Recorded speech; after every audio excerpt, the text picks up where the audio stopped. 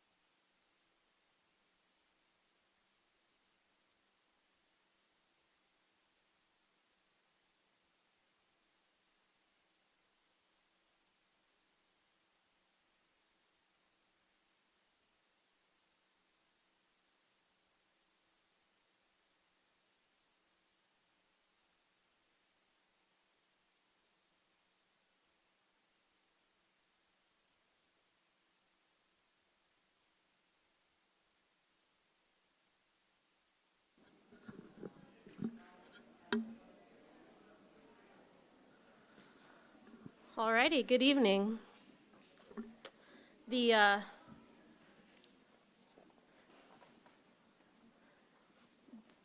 board was in closed session. We took no action during closed session, and now we are reconvening in open session. This is the regular Board of Education meeting for December 13th, 2023. Let's have everyone please stand for the flag salute.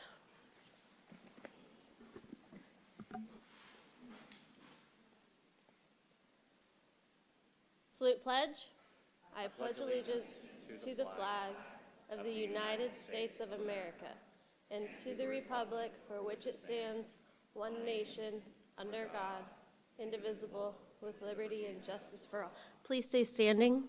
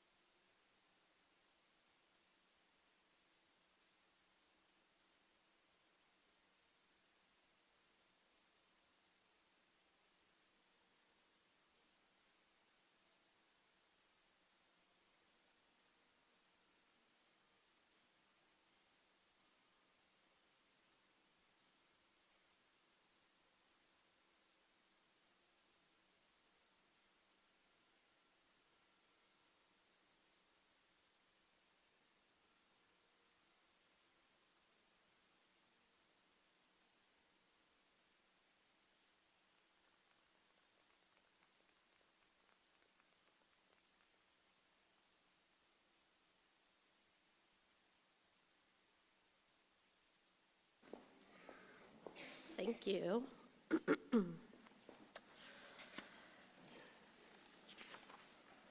Well, the next thing on the agenda is our organizational meeting. So we'll move on to that.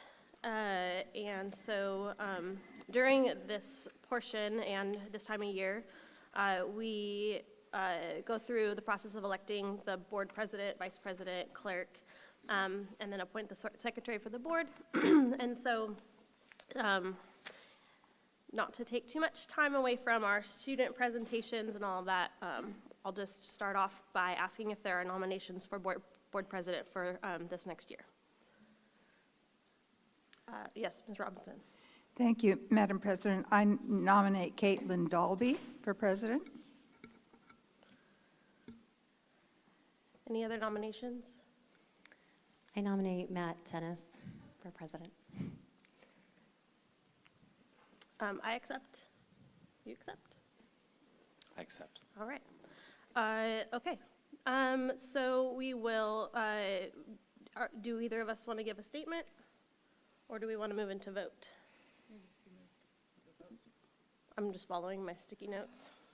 You're following directions. Yeah, I follow directions sometimes. I'm a rule follower. I'll just say that I would want to be a very fair president and give everyone their say. And I guess if there's one thing I would maybe do differently is I would probably make every effort to move meetings on at a steady clip. Not that you All right, don't let's do a move good along. job. No, just kidding. Don't do a good job, but anyway, yeah, that's one difference maybe I would highlight. Fair enough. Sometimes I get silly and tell too many jokes.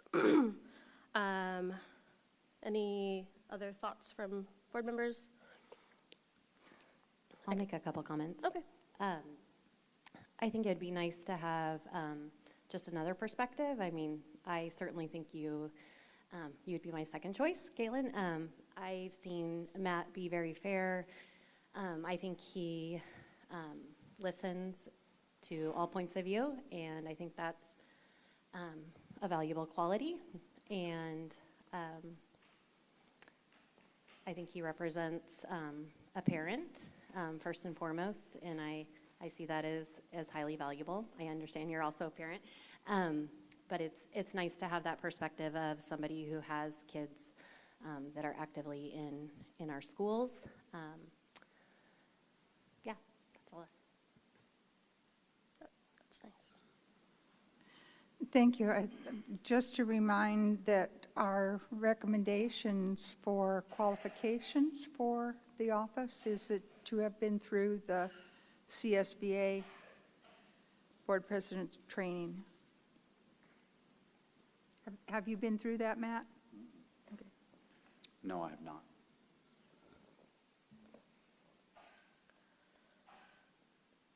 Okay, so let's go ahead and move to the vote. Since the first nomination. Can I just clarify Yeah, something? please. So does that disqualify him then? No, it's a recommendation. A recommendation, okay. Yeah, there's the matrix in our board handbook that has an outline of qualifications that we would want to see in a president, but it's not a requirement. And President Dolby, I just want to point out, we do have a speaker request for this item. For this specific item, Well, it's for, the whole organizational yeah, meeting? it's for the organizational meeting. Okay. Well, that's a little bit complicated. Do we need to call that person up now?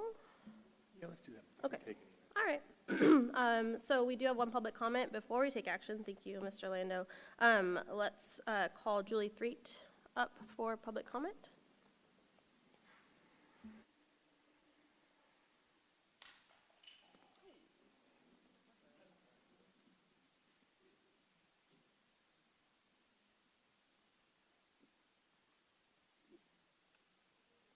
Blind mice. Thank you, Board. Yeah, actually, I was going to make a recommendation on number 6, the agenda layout, so I'll just throw that out now. I would love to see items from the floor be added to the workshop meeting as well, so we had 2 opportunities each month to come and give public comment on any items not on the agenda. I see that at every other meeting, city council, school, the county supervisor meeting, et cetera, so I think that'd be fair. And I do support Matt Tennis. I think it's time for another leader to come up and participate for another year, and I'm sure he'll go to training once we elect him in. Thank you.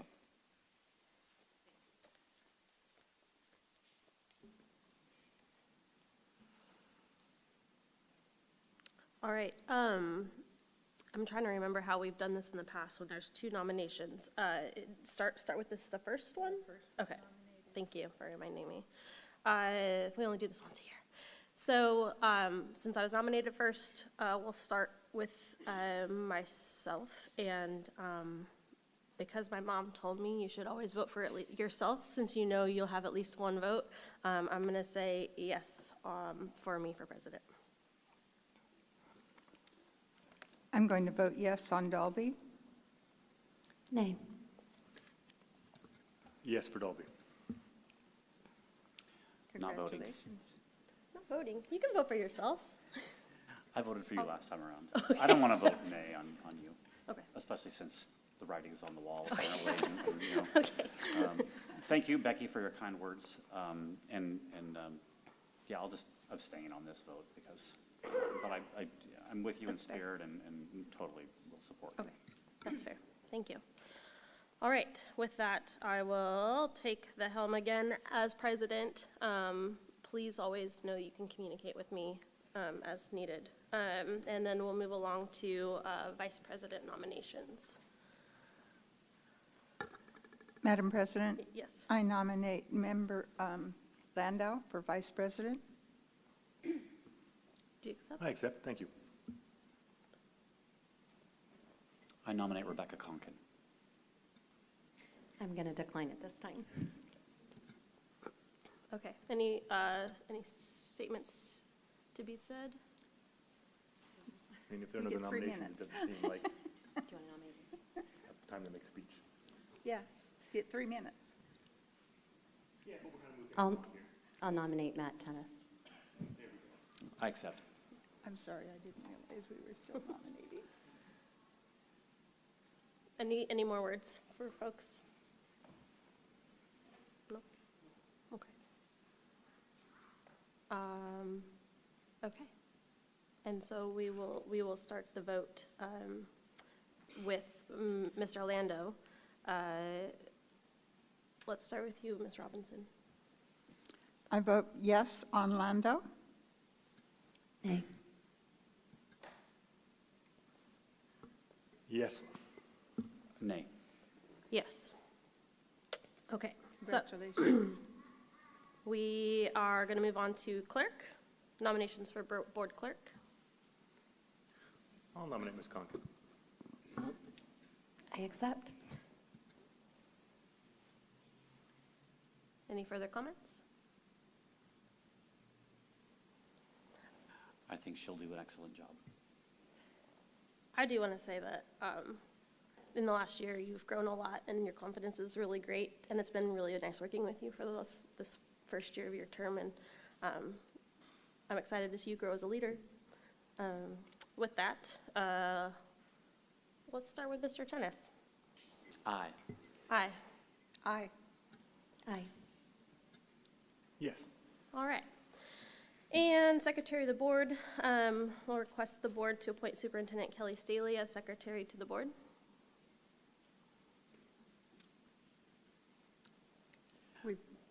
Yes. It's unanimous. Yeah, I'll suggest that, but only if she appoints Erica Smith to help her do that job. Yes. Theo, your help is appreciated as well. All right, all those in favor say aye. Aye. It's unanimous. Great. Number 5, set date, time, and place for the regular meeting and regular board meetings. Are there any questions for clarification on setting the date, time, and place of the regular meeting? Or any changes that we might want to consider? Okay, is there a motion? I'm sure Erica didn't make a mistake, but we have checked to make sure that March has been moved for our spring break, right? Okay, thank you.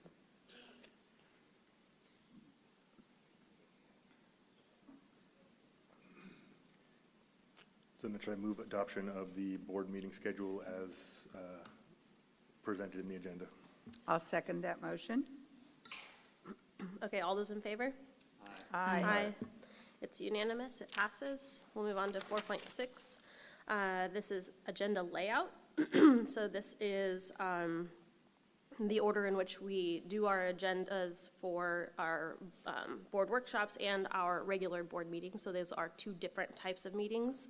We have 1 regular board meeting a month, that's where you all are at right now, and we have 1 workshop meeting per month, except for certain months that we only have 1 meeting because of scheduling and things. So are there any technical questions or a motion that anybody would like to put forward? We did get our 1 public comment in.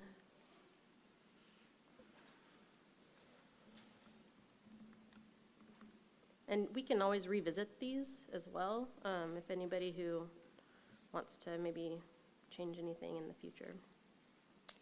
We can always agendize and have that discussion later.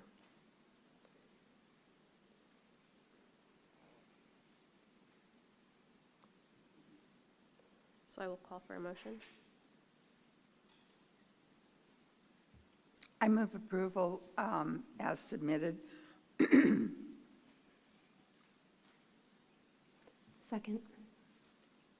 Further discussion, board? Are we ready to vote?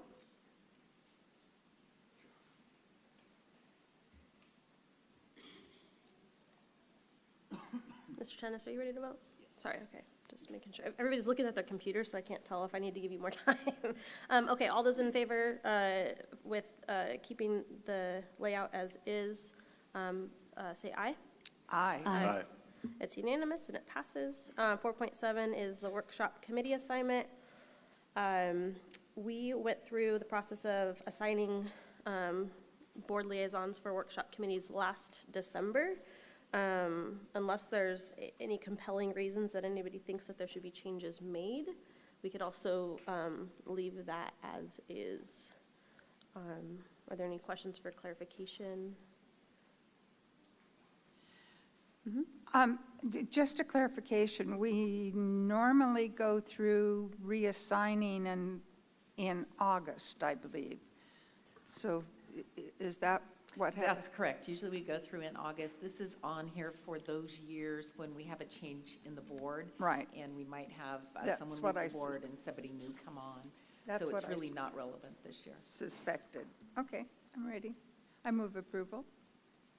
I'll second. We have a motion by Member Robinson and a second by myself. All those in favor, say aye. Aye.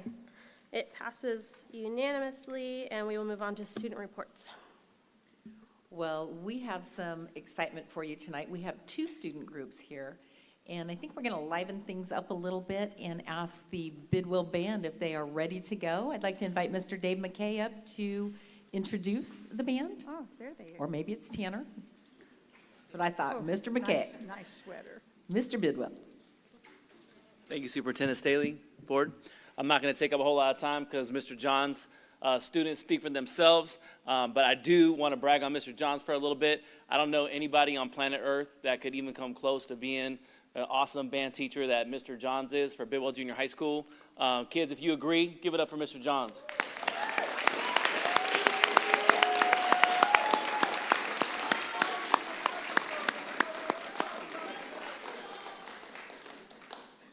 So, Mr. John, I just want to thank you, not just for leading an awesome band and giving our kids a way to belong and contribute to our community. We all know how powerful the arts can be for us. I'm a band kid myself, but you also do an excellent job raising up the next generation of teachers. Ms. Kovacs at PV now, and then we have Ms. Cheatham this year doing an outstanding job. Seeing your work ethic and your passion for kids is humbling. It makes us all strive to do better, and you're a tough act to follow. So without further ado, I'll turn it over to you, sir, and your awesome kids. Thank you. All right.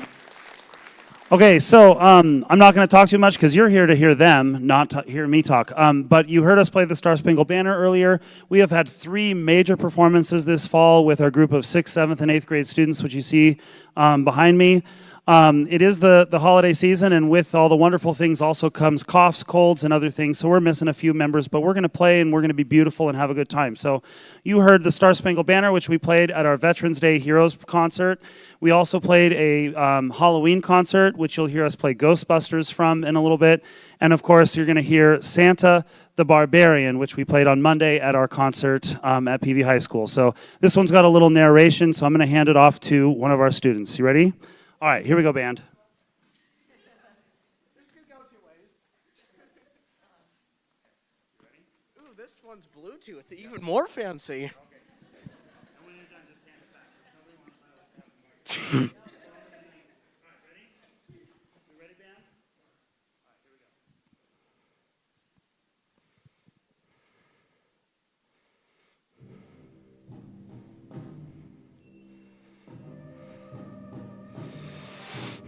When the winter winds blew in an age fairly long ago, and the Yuletide season brought the darkness and snow.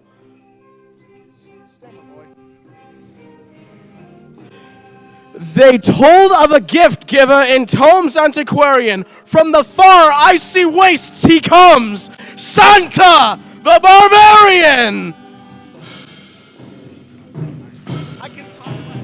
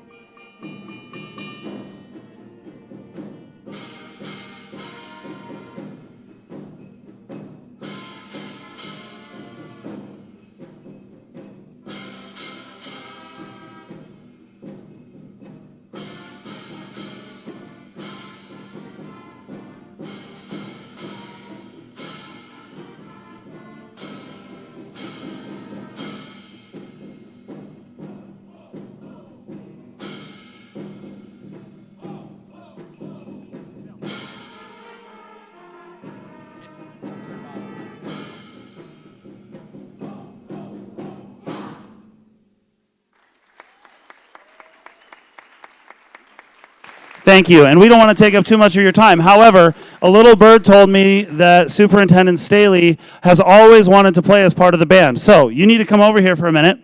And Mason, wave your hand, Mason. Mason's going to teach you your part. Sure it will. There's only right notes and notes that are close. Okay, what's that? Okay, ready? All right, so Mason, he's just going to teach you steady beat. Top, top, top, top. We're going to be playing Ghostbusters, okay? You ready? You ready, Stairs? He'll start and then he'll hand it off to you. Okay. Ready? Can people say Ghostbusters? Yeah, you can say Ghostbusters, right? Good, all right. Thank you, Jason. Ready, here we go. 1, 2, 1, 2, 3, 4.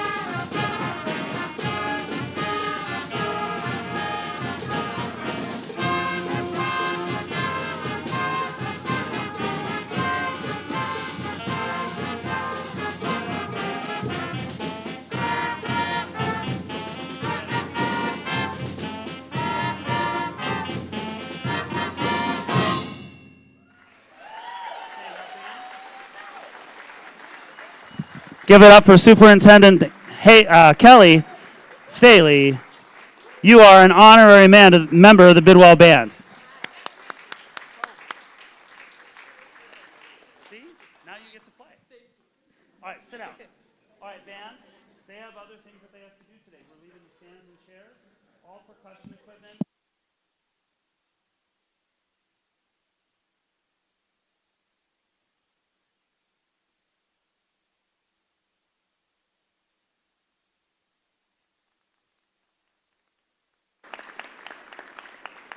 Thank you, Mr. Johns, and thank you to my teacher. You are fabulous over there. Thank you, Mr. Johns. That was awesome. Thank you, kids.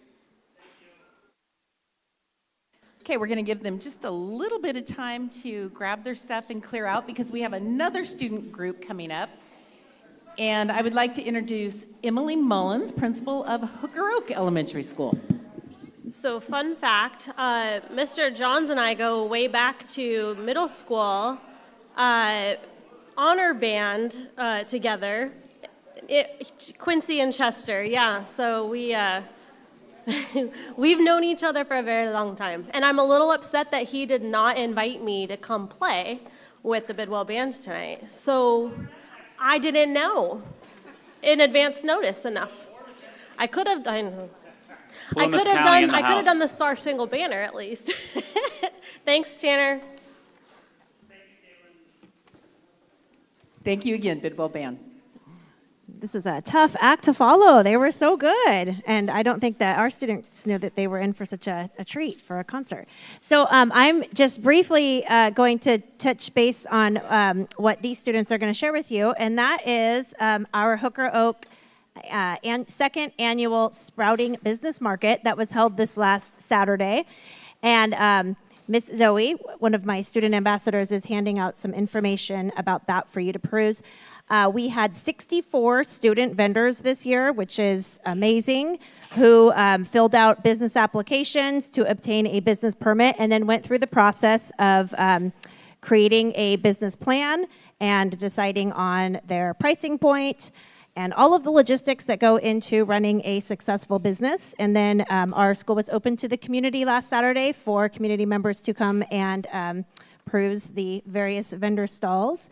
And we also did a toy drive as well, too, as part of that event. So I couldn't invite all 64 of them. I really wanted to. But I did want to invite a few of them to just give you a little bit of information about the process for them, what their business was, and that you might even get some samples out of this, too. So we're going to go ahead and start with Miss Sydney. Hi, I'm Sydney, and I'm in the 5th grade. And my store was of things I made. And I make. Here, I'll hold this for you. Yeah, I make little bears, and I sew them all by hand because I don't have a sewing machine. I make little bears. I make scarves and blankets, and they're really big blankets. But yeah, and talk about your pricing. What you learned? My pricing. I had to learn how to price things off of how much they were. And so I couldn't just do how I wanted it. Like I wanted the blankets to be $20. But they were $20, so that means I wouldn't be making any profit off of it. So I needed to make them like $30 if I wanted profit. And even after the sprouting market was done, I still was able to sell the extra stuff, like other blankets that I didn't sell. But I sold most of my stuff, and I learned how to price things at what they're meant to be, and how to spend my money, because I can't spend it all once I've got it, unless I want money. How much did you make? Oh, I made $155 from this Saturday.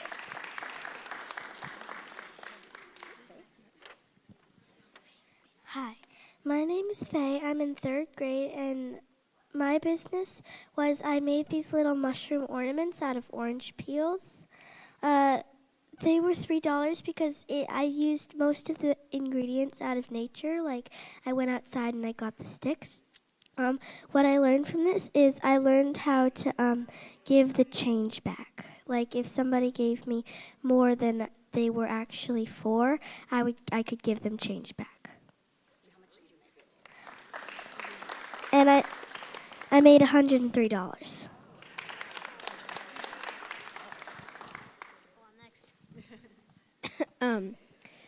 My stand was a juice stand, and so the process, here, can you hold this? Yeah, thank you. The process of doing this whole stand was first we went up to our friend's house and picked a ton of apples. Then we went home and juiced everything. Then we went and set up the stand and then sold a ton of juice. Yeah. What was it called? It was called Jude's Juicery, double J's. And one thing that I learned from this is like how to set up a business and like make sure everything is running and yeah, how to set up a business. How much did you sell? And how much did you make? I sold one glass was $2. I made $87, and I sold one entire jar of carrot and about half orange.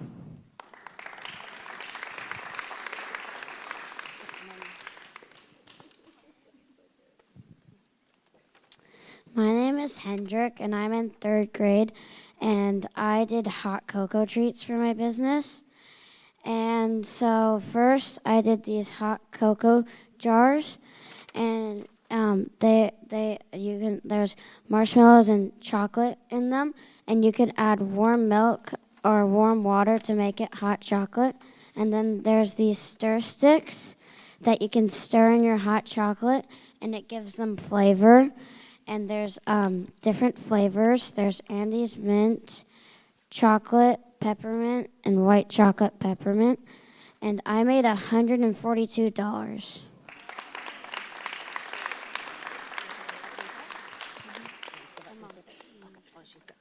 and he has some samples for you of some of his product.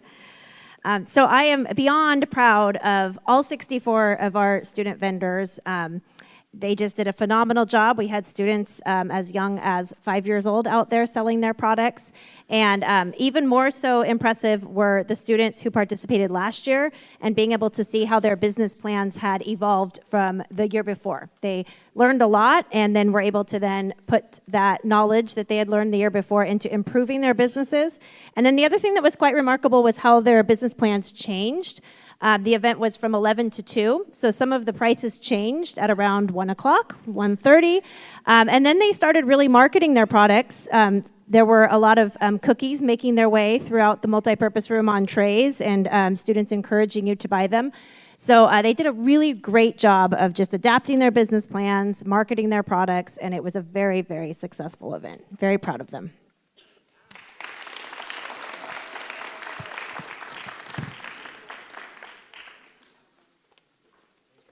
Thank you for coming tonight, and thank you for such a wonderful activity. This shows a lot of different strands in the academics hit here.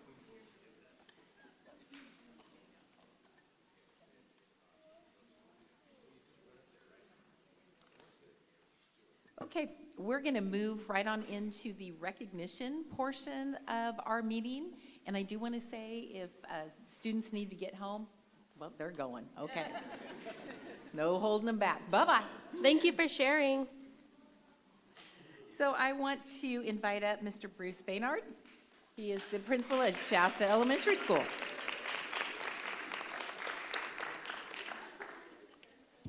Thank you, Kelly. Thank you, members of the board. I really appreciate the opportunity to recognize several of the teachers at my school. I'm going to start first with a three-person recognition. They are my non-special ed intervention team, and it's made up of Jen Denzel, our reading specialist, Julia Del Chiaro, and Allison Simcox, who are Title I teachers. And there are so many things that they do for me and the school. It's going to be hard to get it all in just a few minutes. First of all, they're all former classroom teachers, and there's one former special ed teacher. And so I feel very lucky that I have people who have in-class experience running our interventions because they really understand what is going on in class and what they need to do to help supplement that. I'm going to start with Jen Denzel. She is our reading specialist. Shasta, as you may or may not know, has 650 kids in a school that was originally designed for 245 kids. So space is at a premium. And so when we were blessed with the opportunity to have a reading specialist, I had to find a space for her. And the only space that I had available was one of our teacher collaboration spaces, which looks like a garage. And it's where we park our golf cart. So she is in the reading garage, we called it. And so when I moved her in there, I got her a nice little mechanic's shirt with her name on it, and we decided to continue the narrative. She diagnoses the problems that the kids have with their ability to learn how to read. She works with the kids and the teachers to fix those problems, and then she gets them back on the road, back into class, able to read at grade level. She is amazing. She has forgotten more about teaching reading than most people will ever learn, and I am incredibly blessed to have her. Along with her is Julia Del Chiaro. She did her student teaching at Shasta and was working in Orland before I called her and had a quick interview at a Starbucks to bring her back. So she has her special ed experience. She also was a 3rd and 4th grade teacher. She taught my son in 3rd grade. And after having some kids, she wanted to do some part-time work, and I couldn't think of anybody better to do our Title I. Along with that, because we needed somebody more than just a few days, Allison Simcox, who is also a part-time teacher and taught up in Washington, she is partnered with Julia. They work together, the three of them. They research and implement new programs, usually ahead of the game on everything. They will teach our aides and our teachers about the new programs and how to implement them into our classrooms. They are experts on campus. Teachers go to them, they invite them in for observations. Without them, I would be totally and completely lost. They are such an effective team. They look at all the global data on a regular basis. Every 6 weeks, they create new groups, and they review the data through formative assessments and summative. And once they get them done with what they need to do, they get them back into class so they can move more students in. On a daily basis, the three of them, really two of them, because Allison and Julia are never there on the same day, they see 80 students a day. And those are 80 students out of our 650 kids that are not in special ed, that are getting extra intervention help to get them. So what does that mean? That means last year in first grade, at the first benchmark, 42% of our students were at where they needed to be in the BPST, the Basic Phonics Skills Test. By the end of the year, we had that doubled to 85%. And it is because of the teachers and because of our awesome intervention team. So Jen Denzel, Julia Del Chiaro, and Allison Simcox. Congratulations.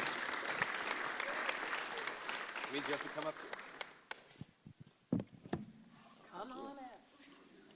We're going to give you a small token to keep you hydrated during all that talking and reading work you guys are doing. Thank you. And get on in here. We're going to get a picture. Okay. I'm sitting next to you. Yeah, sorry. At least makes me feel tall.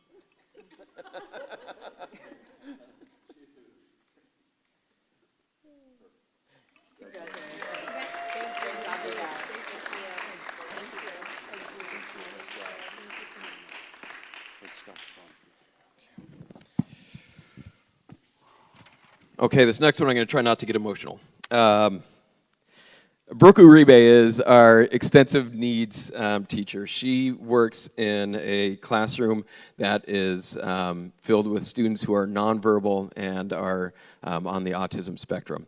She has refused to change the format of the classroom to get students that may not have as many needs and therefore might be a little easier to work with. There is never a downtime in that classroom. A lot of classrooms you can tell students, hey, it's time to do some independent work. In her classroom, there is no independent work. They are, she and her staff are with kids, shoulder to shoulder, all day long. And a little bit about her. She started as an instructional paraprofessional at the same program at another school and was so effective, moved into the teaching realm. And so when the program was moved to Shasta, after the start of the school year, mind you, she was still working on her teaching credential. She not only was doing the best work on campus, but she was also doing her own work to get where she needed to be. So the Hindu goddess of learning is Saraswati. And when she created a mold for a teacher, Brooke is that mold. She is, hands down, the best teacher I've seen in 25 years. She is kind, she is patient, she's dedicated, she's passionate, she's skilled, observant, intuitive, and generous. She's humble. She continues to push herself to learn new things and to work to benefit her students and her families. But most important, she's transformative. She has changed the opinions of the students and the staff at our school about students with special needs. She has brought to our school an Ability Awareness Day. We participated in our first ever Butte County track meet, which I went to, that was absolutely amazing. And she has inspired me to be a better person. And I can't thank her enough. Brooke Uribe, congratulations. We love you.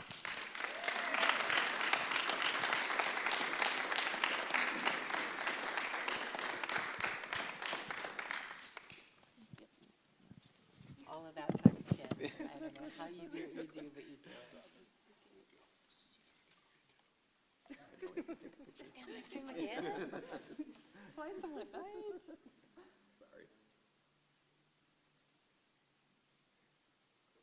Excellent job. Thank you. Congratulations. Thank you again.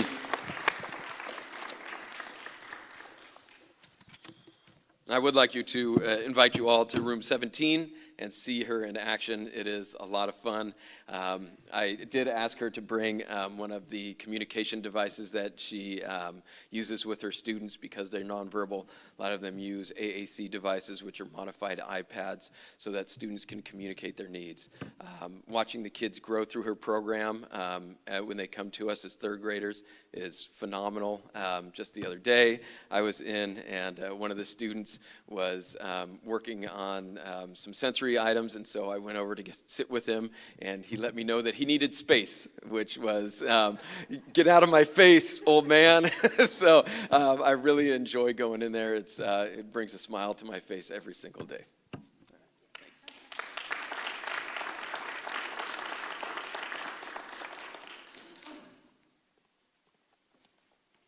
And the last recognition Jacqueline and I are going to do together, and I'm just going to call Mr. Carver right on up here, and you're going to have to stand here when we talk about you.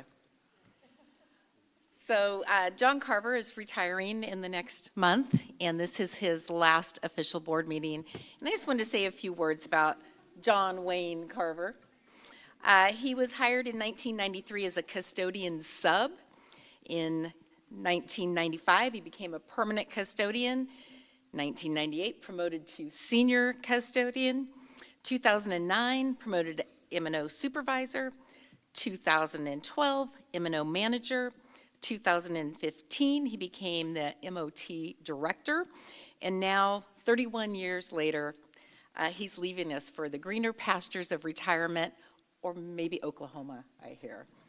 Possibility. Missouri, there's a few options. John has a huge heart matched only by his huge work ethic. He was the first one to let us know about the Oroville Dam evacuations. He was immediately over at the fairgrounds making sure that the people being evacuated had everything that they needed. And he even volunteered buses to help people that couldn't get out. Some of them might have been prison inmates, but we did that too. There was a need to get them out into another location. When the campfire occurred, John was first on the scene, again, working with transportation. He housed the Paradise Transportation Department as well as nutrition services at our courtyard and made sure that they never had a break in services when they started up back again with their students. He also made sure all of our classrooms were clean, and there was a lot that went into that with all the smoke damage. So that when we reopened, it was safe not only for our own students, but for the Paradise students that joined us. And during COVID, you're going to hear this repeated theme. First one there, what do you need me to do? Making the custodians were one of the few groups that still had to come to work. They did not have the opportunity to work from home. They were here every day. They were cleaning classrooms. They were making sure that whenever it happened, we were ready to reopen. And there were several all-nighters that were pulled, especially when the decision was made we're going back. They had to have all those classrooms ready. And then we were doing cleaning between classes, worked all of that out. He just always makes sure that our kids are in the forefront and that his team is here for them. And finally, I do want to say that John likes everybody to believe that he is a tough guy and carries a big old hammer. But I'm here to tell you, underneath that all, he's a great big softie, and he would do anything for anyone. He has a heart of gold. He'd give you the shirt off his back. John, we love you, and we're going to miss you.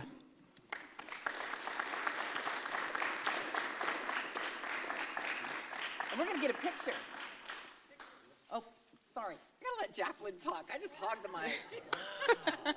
Just have a few words. Kelly took a lot of it. But you can see John has seen this district through and through. Has really kind of, increased over the ranks over the year and taken on additional responsibility, but always had that student focus to start with. And, it's bittersweet to have this moment today of him moving on, but it's the next chapter. It's not the end. I'm sure we'll see him around for a little while.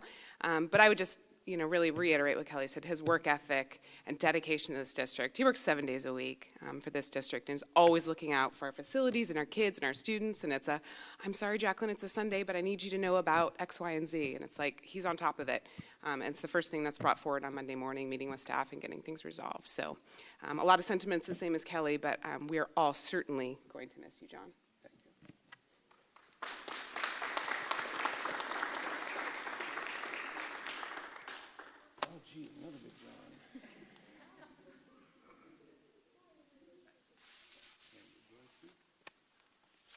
30 seconds. 30 timer on you. 30 seconds. Battery's dead in her clock, so it's okay. So I stand before you in awe. After 3 decades, I bring you nothing. I don't have my keys. I don't have my school district jacket. All I bring you is my gratitude. This is my family. It's been a long road, but I'm better for it. And I can only do as good as I do for those that are around me. I surrounded myself with great people that helped me do everything that Kelly said. So my gratitude goes to CSEA, my management team, and our leadership. Thank you.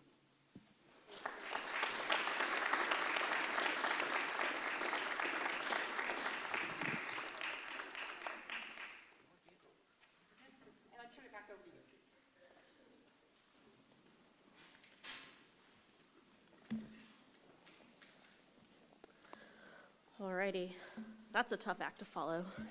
So many nice things to say about all of you folks. The next up on the agenda are announcements. So are there any announcements from board members this evening?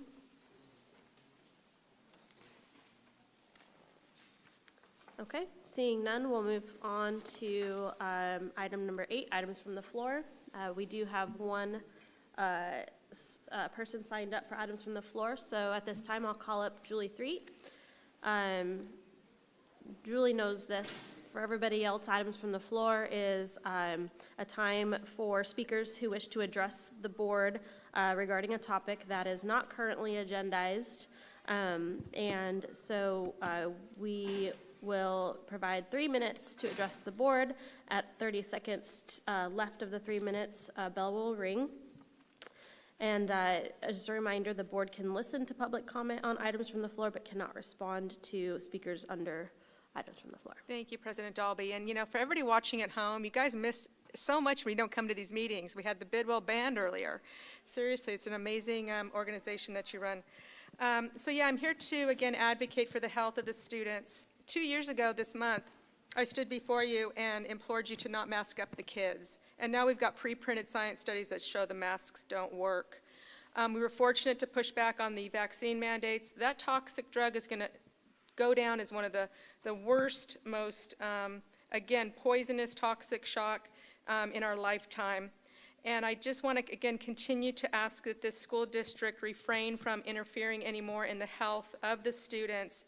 I keep hearing about health clinics and wanting to build more things on campus and get involved in the students' health.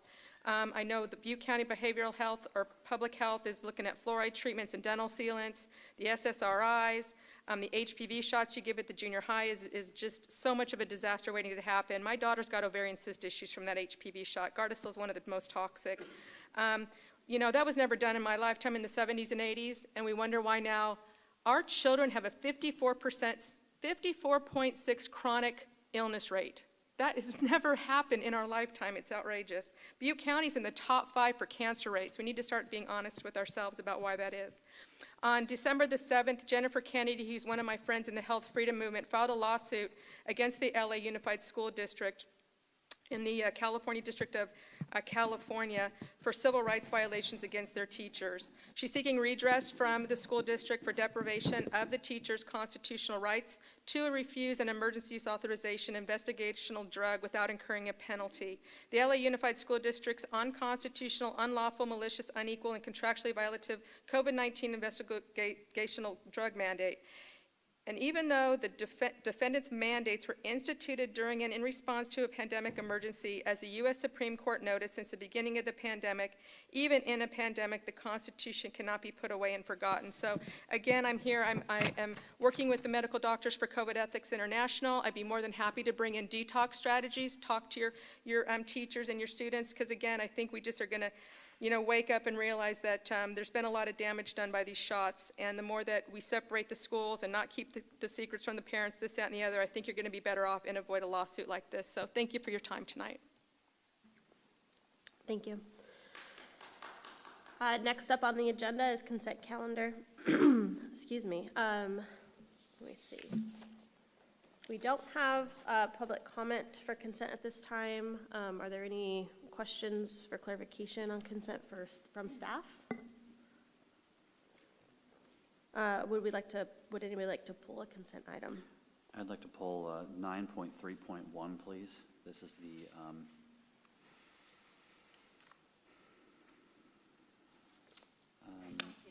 accounts payable warrants. Okay. So 9.3.1, under business services, consider approval of the account payable warrants. We'll pull that. Are there any other items to pull? All right, seeing none, do we have a motion for the rest of the consent calendar besides item 9.3.1? So moved. Second. Okay, we have a motion by Member Lando and a second by Member Tennis. Any further discussion, board?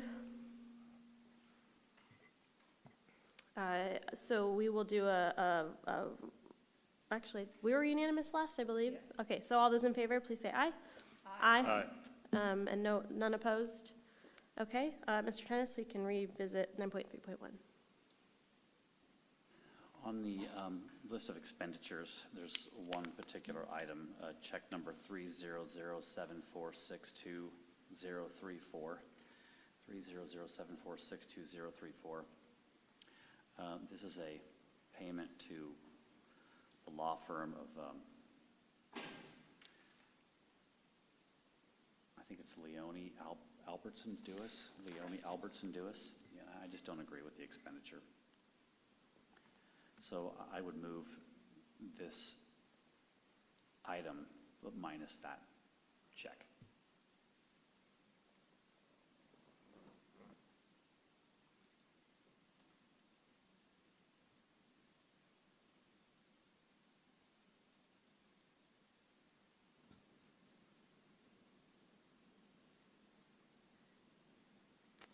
I'm hearing no second on this. Is there any clarification from staff that any member of the board would like to make?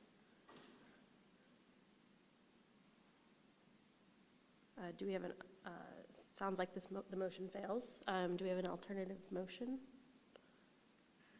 Yeah, I'll move passage of the item as presented. I'll second that motion. Okay, any further discussion from the board? Yeah, actually.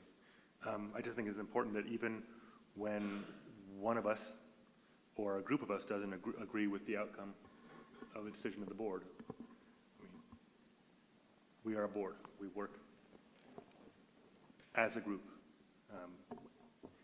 And to vote to not pay our debt for services rendered would put us in a really precarious and unethical position.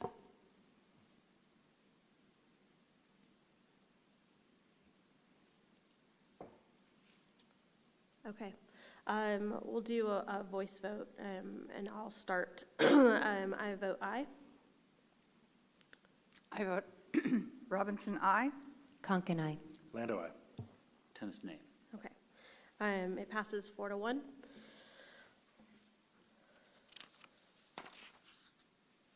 Moving on to discussion action calendar.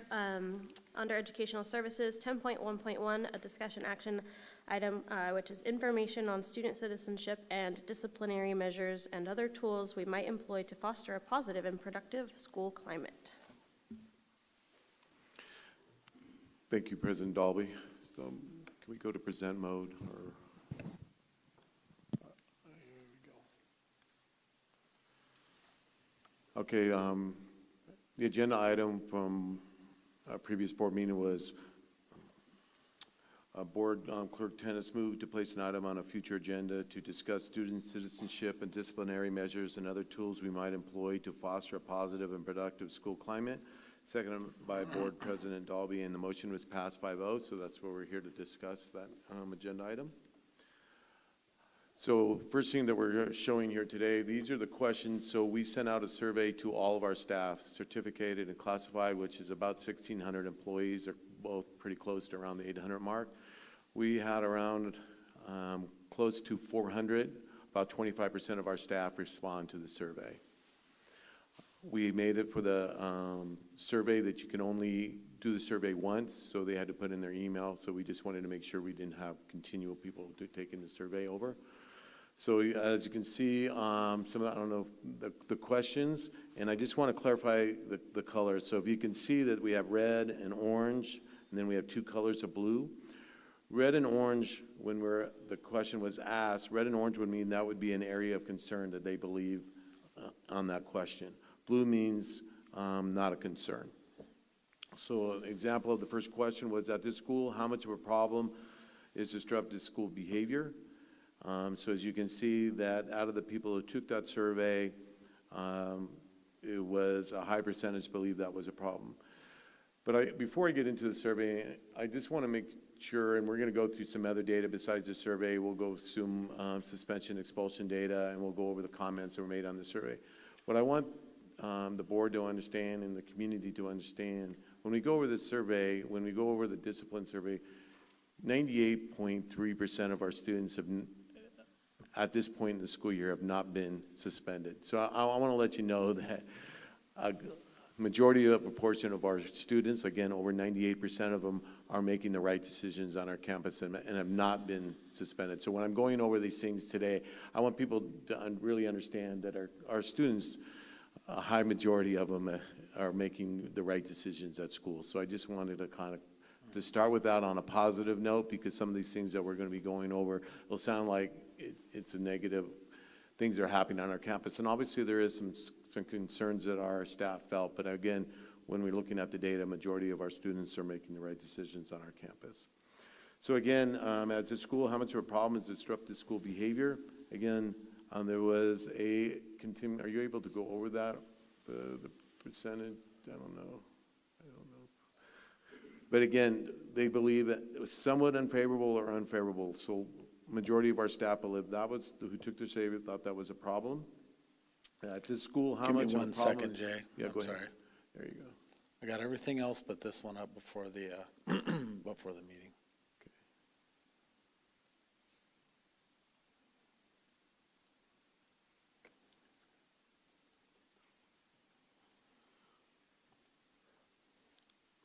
So I'll have just Tim kind of go over the percentages, and Tim, I want you to go ahead and we'll just.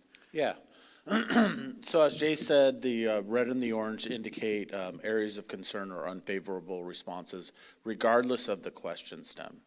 The question stems are different and require different response choices.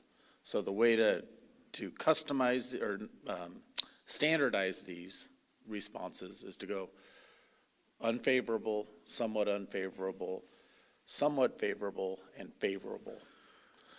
So again, the blues are positive, the red and the oranges are areas of concern.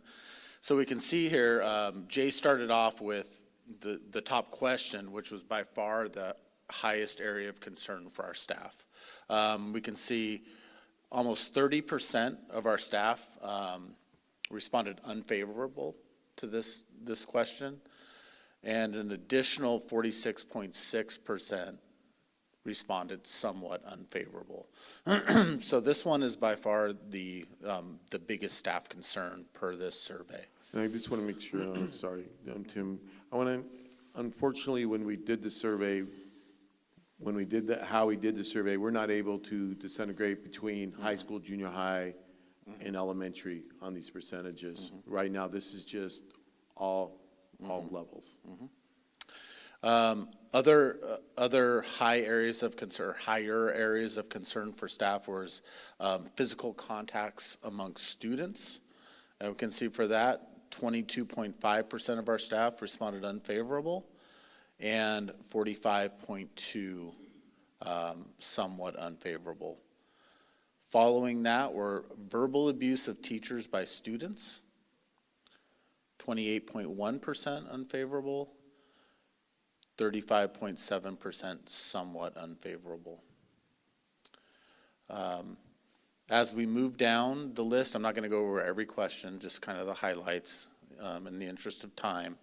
After that was the question, To what degree do you believe the prohibition of suspending students for violation of 48900K, which is an ed code number, which is essentially suspending kids for defiance and disruption, negatively affect overall student behavior? And we can see a high percentage of teachers here, 36.1 answering unfavorable, 16.6 somewhat unfavorable, and then we have about a third that weren't sure. And I take that to mean that I don't know what 48900K is. I don't know that we're not allowed to suspend for that. And so that's my best guess at what those not sure means. One I want to make sure that we highlight, and I'm sorry, Tim, if you did, was the staff at school, the safety. Staff at school safe at I school. feel safe at school. Again, there was a high percentage of our staff that believe that they feel safe at school. Even though they're saying that disruptive behaviors and things are going on, our staff still feel safe at school at a high percentage. And another, area that teachers indicated a high percentage of positivity for were staff at the school recognizing students for positive behavior. I have a question. Any questions on this? Yeah, I don't know. This isn't really a data question. For what's outlined as, some of the problems or issues that we're seeing, are any of those suspendable offenses, or at what degree do they become suspendable offenses? If you go down the list, I'll let Jay chime in as well, but harassment and bullying can be suspendable. Physical abuse of teachers, absolutely. Physical conflicts among students, absolutely. Verbal abuse of teachers, it depends on your interpretation of verbal abuse, but yes, in some cases, no in others. So that one's a little bit more of a gray area. Right. And then disruptive student behavior also isn't necessarily suspendable. No, it's not Right. anymore. Defiance and disruptive behavior, well, as of January, high schools will not be able to suspend for that. K-8, already that law is in place, but they just passed legislation that we cannot for disruption or defiance behavior. Example is, put your phone away. No. I thought you were telling me to put my phone away. No. Just my head snapped. Stop asking questions. I'm going to hear it more often than I should, probably. Any further questions But about this? we'll go over different ways that we can handle the 48900Ks and way we are doing that on our campuses now when it comes to disruptive and we'll later on in the slides. We can go back to, Thank you. yeah. Okay, you got it, Tim? There we go. Okay, then we also asked, we had open response questions so they could give us comments at the end. So we're going to kind of have Tim kind of how we broke them down related to the school discipline, and what did you see as your biggest concern? Yeah, so how we process this data was to look for any personable identifiable information, remove those from the item responses, and then we used artificial intelligence to look for themes. And then, of course, a human eye reviewed the themes and the responses to make sure we were on track. So some of the themes for this this question were disrespectful behavior, and we saw that in the multiple choice survey question as well on the earlier slide. Administrative challenges. Overwhelmingly, the staff was very, very complimentary and positive about their administrators, recognizing that they were very, very busy, a lot going on as far as behavior goes, a lot going on as far as running a school goes. They were very complimentary in general. That being said, it's a challenge to manage behavior at a school. They mentioned parent influence, specifically lack of support for disciplinary decisions. And what does that mean? What does that mean? That last one. So I take the lack of support for disciplinary actions and instances where parents hinder consequences for their children's actions to mean, and I want to reiterate what Jay said earlier, 98.3% of our kids have not done anything close to a suspendable offense. We have wonderfully supportive families in Chico Unified, and we really appreciate their support. At times, and it's a very, very limited amount of time, there's disciplinary consequences that the parents don't agree with and don't support, that the school mandates for the student. And what I want us to be is very careful when we're looking at comments that we get, when we ask open-ended questions like this, we don't have data that shows that we've had so many parents, we're not tracking anywhere that says, well, we don't agree with that discipline. We don't have raw data. We're just showing you what some of our staff members they're perceiving and wanted to put into the survey. We don't have data to back up these comments. But you say that it's very rare that a parent pushes back on a discipline. I would say so,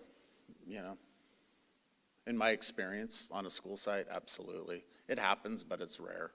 Generally, you're on the same page with the parent, and you can rest assured that they're backing you and you're backing them and you're partners. But it is a theme that came out of the survey. Right. What do you like, so of, how many respondents were there, I'm sorry, of this? 385. And so maybe how many people said that this was? I would hate to throw a number out off the top of my head. Okay. One of the top 3 responses, though. These aren't in any particular order. Okay. Yeah. So we have specific discipline problems. You can see some of them: cell phone use, bullying, inadequate consequences for certain behaviors, age-specific concerns, in particular, need for additional support in the early years. That just changed, sorry.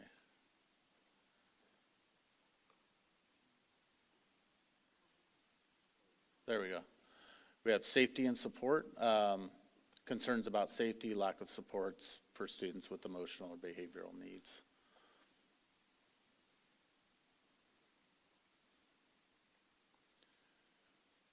Learning environment affected by disruptive behaviors was a concern. Systemic challenges and finding effective consequences other than suspensions, and lack of consistency.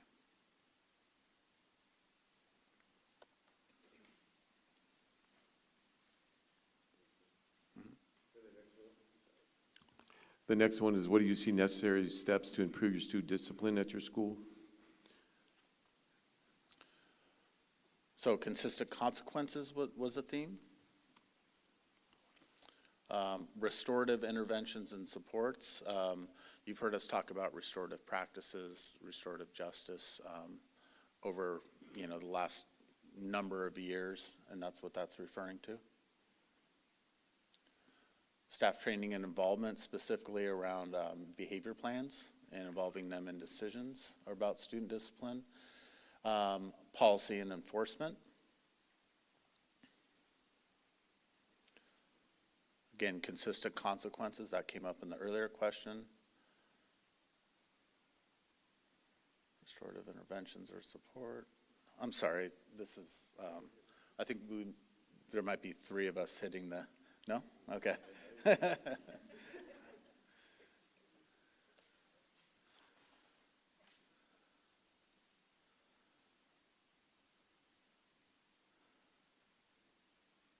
Okay. More support for administrators, cultural and social emotional support for our students, parental engagement, and in particular recommendations to hold parents accountable for their children's behavior. Cell phone policy came up, and a tiered approach for behavior interventions. So those were the themes in our that we could, cull from our open responses. Any questions about those? I think I'm going to go back to what do you see as necessary steps to improve student discipline at your school? And the first one, staff training and involvement. Training teachers on behavior plans and involving staff in discussions about student discipline. It seems to me like I remember that this was part of the topics of our in-service this last round. Did all teachers take advantage of that topic, or how is that? We brought in Grace Dearborn back in August, and right. every teacher, first we flip-flopped them in the CFA, so elementary got to listen to her on classroom management and techniques with different cultures, different types of students, and then we flip-flopped, then secondary came in. And then we had 88% approval rate, and we were asked to bring her back, so we brought her back once already, where she just, again, did the next modules, again, of different types of discipline in your classroom and how to handle them. She did that with elementary, and she's coming back in March to work with our secondary teachers under that also.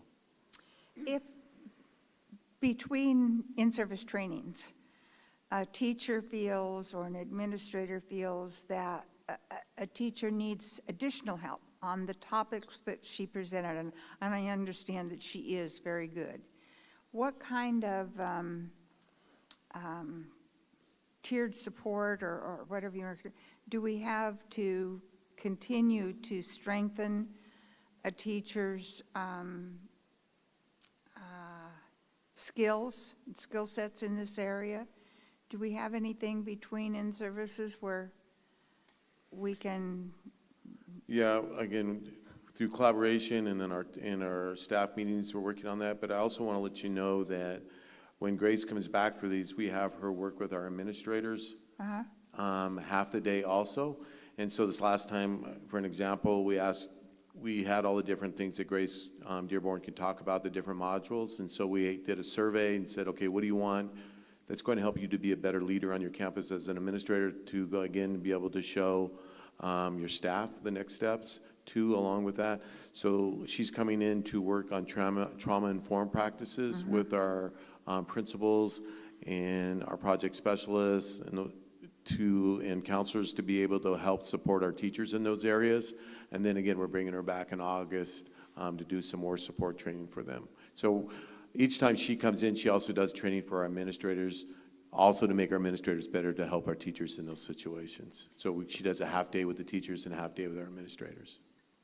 And I'm going to jump in here too. As part of our supervision and evaluation process, that will usually take place between the site administrator and a teacher who may be struggling, let's say in classroom management, and they can get them additional support. They can send them to training. They can bring in a mentor teacher to work with them on those specific areas where they need support, and that does happen as well.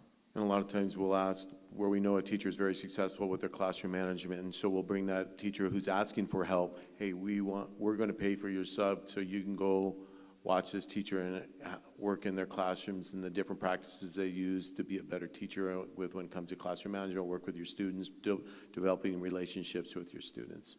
So we offer those things too. Thank you.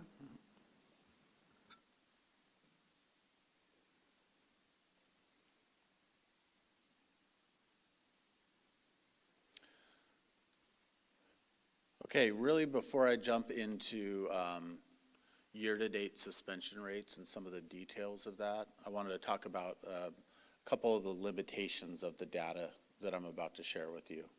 So one is the data that you're about to see is year-to-date as of, reflects year-to-date as of December 7th of every year that you're going to look at.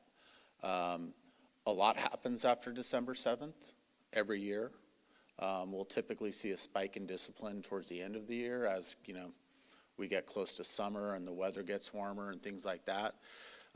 So this is year to date.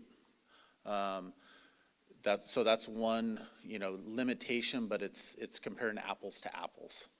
okay, across the years. Another limitation is that we are looking at codes here. Okay, a student gets suspended, and let's say 2 students get suspended for 2 separate incidences under the same suspension code. Say they were in 2 separate fights. The details of that fight may be very different. The outcome disciplinary is the same, and the way it's coded for us, what education code did that student violate, is coded the same. So there's some nuance lost in here. That being said, this is how the state of California evaluates our disciplinary practices and our school climate, is on suspension rate. Suspension rate means that it is the percentage of students that have been suspended at least once out of all the students that attended school for that school year. Okay, so if a student gets suspended 5 times, they count as once in suspension rate.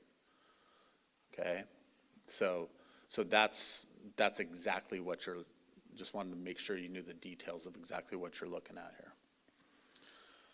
So I'm going to go into a more detailed view here.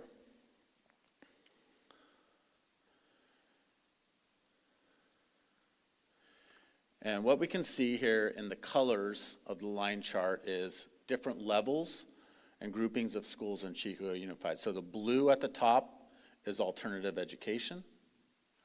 The orange below is Chico Unified as a whole. Elementary is red. The high school is light blue, and junior high is green. Okay, and again, these are suspensions up through December 7th. So when we look at our district as a whole, the number that Jay was referring to was 1.7%. So that means 1.7% of our students have been suspended at least once up to this time in the school year.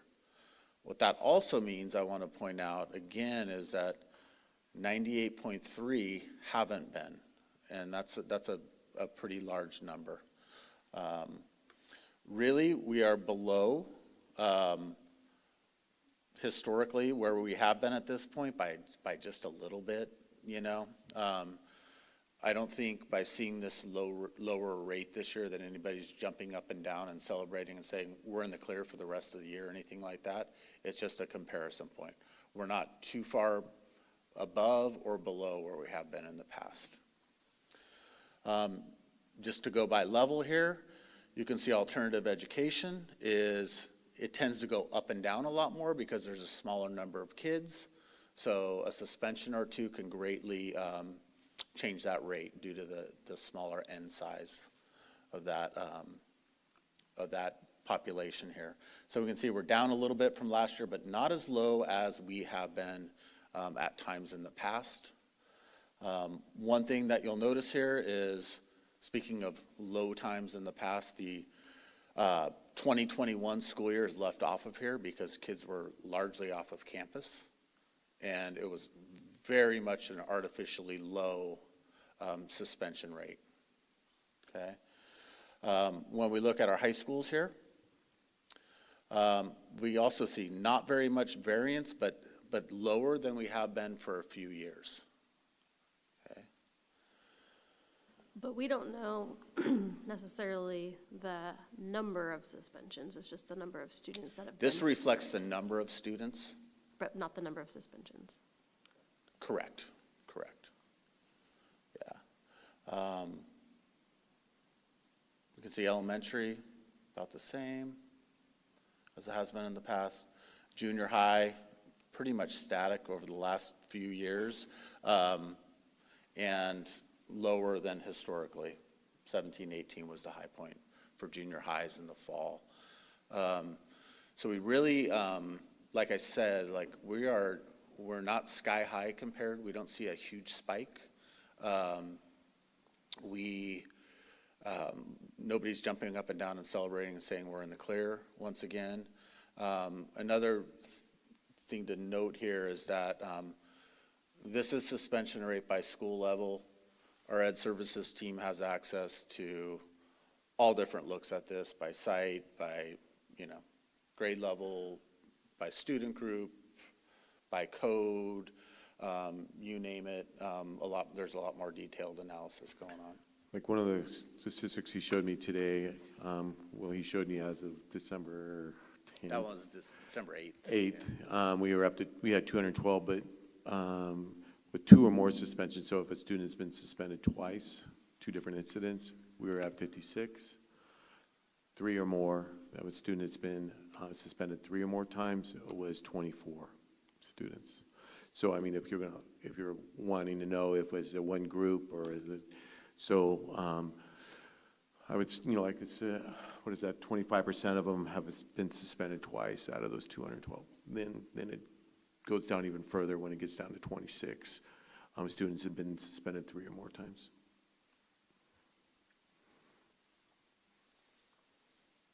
Okay, when we switch to expulsion, again, alt ed is a very small number of students, especially in the fall. So we see the more wild fluctuations in the number of expulsions. So this is alternative ed. Alternative ed, as of the 7th, hadn't expelled anybody from alternative ed. And that's a little bit confusing, but just to clarify, kids get expelled from like Chico High, for example, and get sent to alternative ed. So that expulsion is Chico High's expulsion on this chart.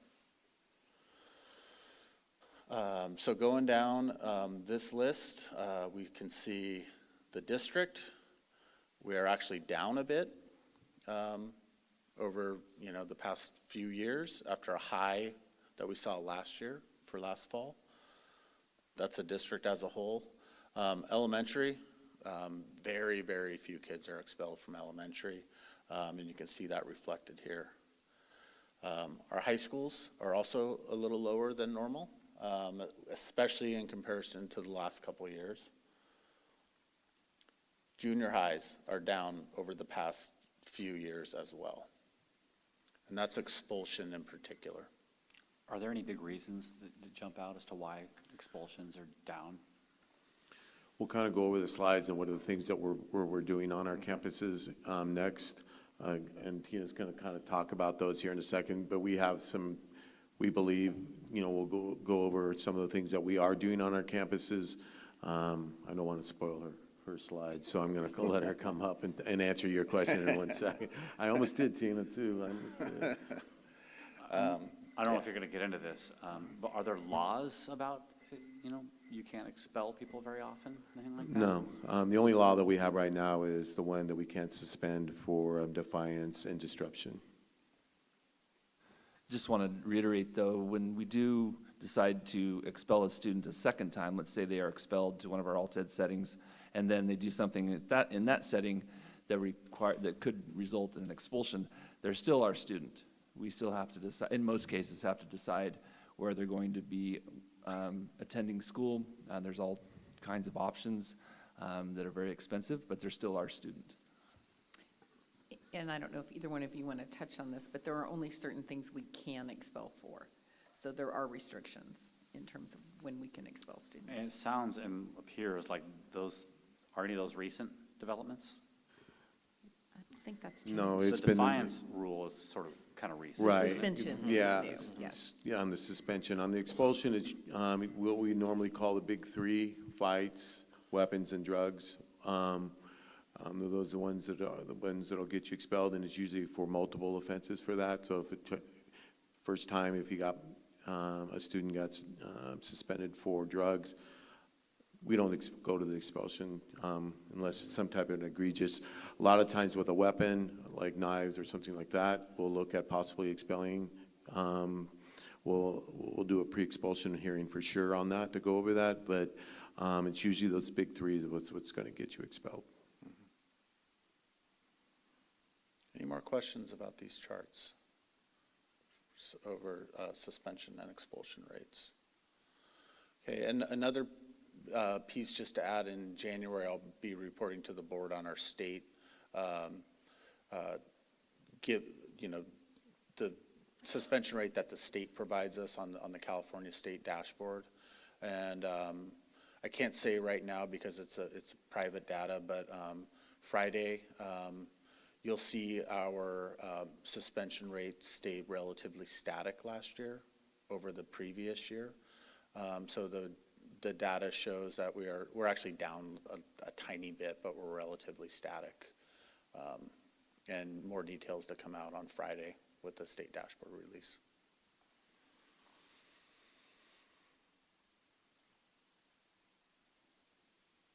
Okay, so we're going to get to Matt's question. Now we're going to bring up Tina, kind of things that we're working on to try to keep kids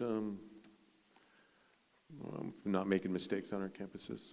I also want to, before I go there, and Kelly just brought up a good point. When I'm talking about drug offenses that could get you expelled maybe after the second time, but if a student is most likely selling them, we're going to be looking at most likely at the expulsion process. It's different if they have it on them versus trying to distribute and sell. Yeah, and a further clarification, if a student is found to be in possession of a weapon, expulsion is the first option. If they're in possession of a weapon, then we reconsider, was there a special incident? For example, they left their pocket knife in the back of their truck, right? Then we have to make a decision about what the discipline action will be. But with weapons, just so the public understands, it's a huge safety concern. So the first option is expulsion. Then we consider, okay, is there special circumstances that could preclude us from moving through the expulsion process? So I just want to make sure we're clear about the safety issue with weapons. Good evening. Nice to see you all again. Jay's right, and you know, you can jump in anytime here, Jay. That is okay with me if you want to. As part of this agenda item, we did have the piece that talks about employing practices to create a positive and productive school climate. And you can see here a list of things. This certainly does not include everything, I'm sure, and it certainly does not include, it doesn't say the relationship with the adults on campus that kids connect to as being a big piece of support for their positive behavior choices. But this list will reflect what all of us on campus want. We all want, and you tonight here at the board, we all want kids learning, and we want them to be learning in a positive and safe environment. So these pieces of additional things, some we've had going on in our schools and some are new. We support those in all of our efforts to keep kids making the best decisions they can and connecting to school. So as Jay mentioned and Eileen mentioned a little bit previously, the staff professional development is continuing. We've heard from our staff about the desire for more professional development on discipline strategies, especially coming out of COVID. Grace Dearborn is one example. She runs a business called Conscious Discipline. And some of the ideas are not new to teachers, but she revisits some things that teachers, you know, people like me that have been in this a long time may have known and forgotten. And also for our new teachers coming in, they are very realistic. They're very connective to students. They're very simple. And I think a big part of the reason our teachers connect to that is because they are very doable. You can go out tomorrow in your classroom and employ some of those strategies to help students in your class. Restorative practices, as have been mentioned, those are going on in our schools every day. They do help promote students to take responsibility for their actions, if need be, and also building compassion with a group of kids who have been hurt potentially by a student's choice. We do have a consultant on PBIS coming this spring, and it's kind of ramping up what we've done in PBIS for many years to the fact of how can we use our PBIS strategies and what we have going on across the district, but also connecting to these perhaps more volatile behaviors that we're seeing in schools and this disrespect that teachers are commenting on happening in class. How can we utilize PBIS and leverage it more for those particular reasons? MTSS implementation is ongoing and continuing. Behavior is a big piece of that. PBIS is ongoing and continuing, and as I mentioned, we're going to notch it up with this specialist coming to help us look at how we can do that. District-wide systematic tracking of minor discipline. This has been helpful because it helps us see trends early and helps intervene early. It helps get staff members who connect with the students where we might see some spikes. Really get digging in and trying to intervene there before it gets to be a place where it's hard to come back from. Do you have the clicker? Thank you.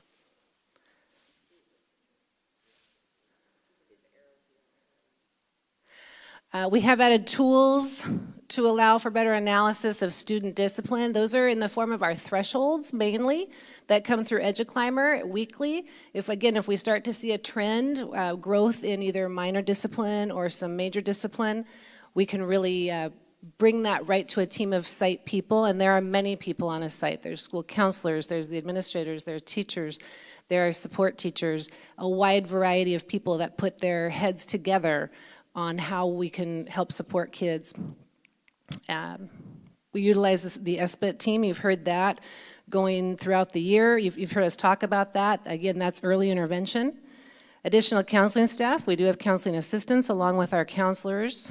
Toolbox self-regulation instruction. This is explicit instruction for our elementary kids, mainly on resolution of conflict and how they can have some more self-regulation when that conflict occurs, and ideas of how they can respond that maybe are better choices and safer choices. We have added the elementary and junior high reset rooms. Well, elementary's been around for a while, but junior high is what Jay referred to a little bit ago this year as a resource on campus for an alternative to a home suspension. Students can be on campus in a small room with a small group of kids if there is an infraction that would warrant a suspension or an alternative to a suspension.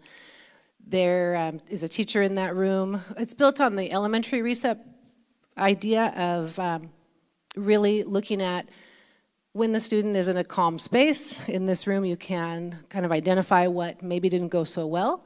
What are some choices and ideas that will help if this happens again? And what's the plan going back into class?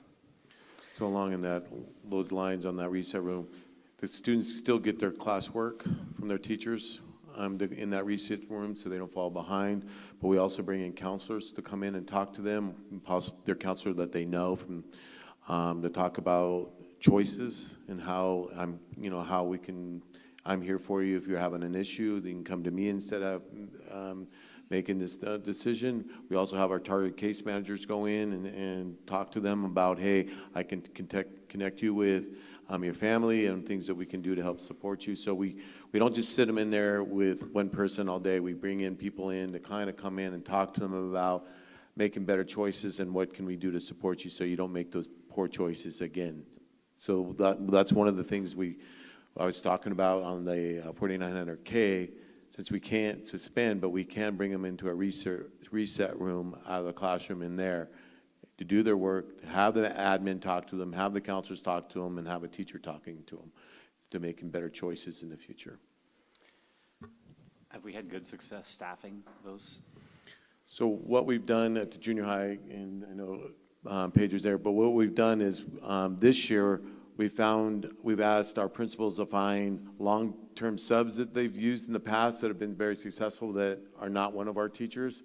And so what we did was we brought them in, talked about what we want to see in those classrooms, those types of things, so we can have a regular person. And that person also spends time in between class periods or recess or breaks and second chance breakfasts to get to know the students. So it's not somebody at the beginning of the year, because we started this reset classes after school started, so we didn't have teachers at that time to put in, so we wanted to have a regular person in there. So far, the people that we are using are being successful because it's every day the same person.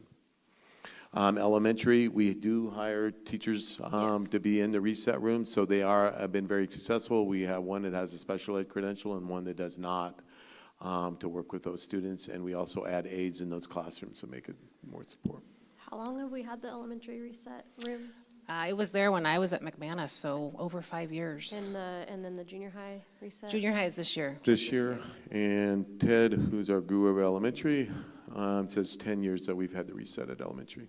Yeah, it probably has been. And I will tell you, having been a site administrator on a site with Reset, by and large, the students that had to attend Reset for something that did not go the right way have appreciated that. They like having a chance to talk to somebody. They like having a reset, having a safe spot to analyze what happened. They're very honest, they're very open, and they don't want to make the same mistakes or make the same decisions that have come up. And there are ways that kids can there are things that the Reset program goes through and talks with, just ideas of how you can manage that conflict the next time it happens. Kind of a toolbox, again, of things that may work for next time it comes up, because we know things do come up, and we want our kids to kind of think back to what are those things that they know they can do well that will enable and help them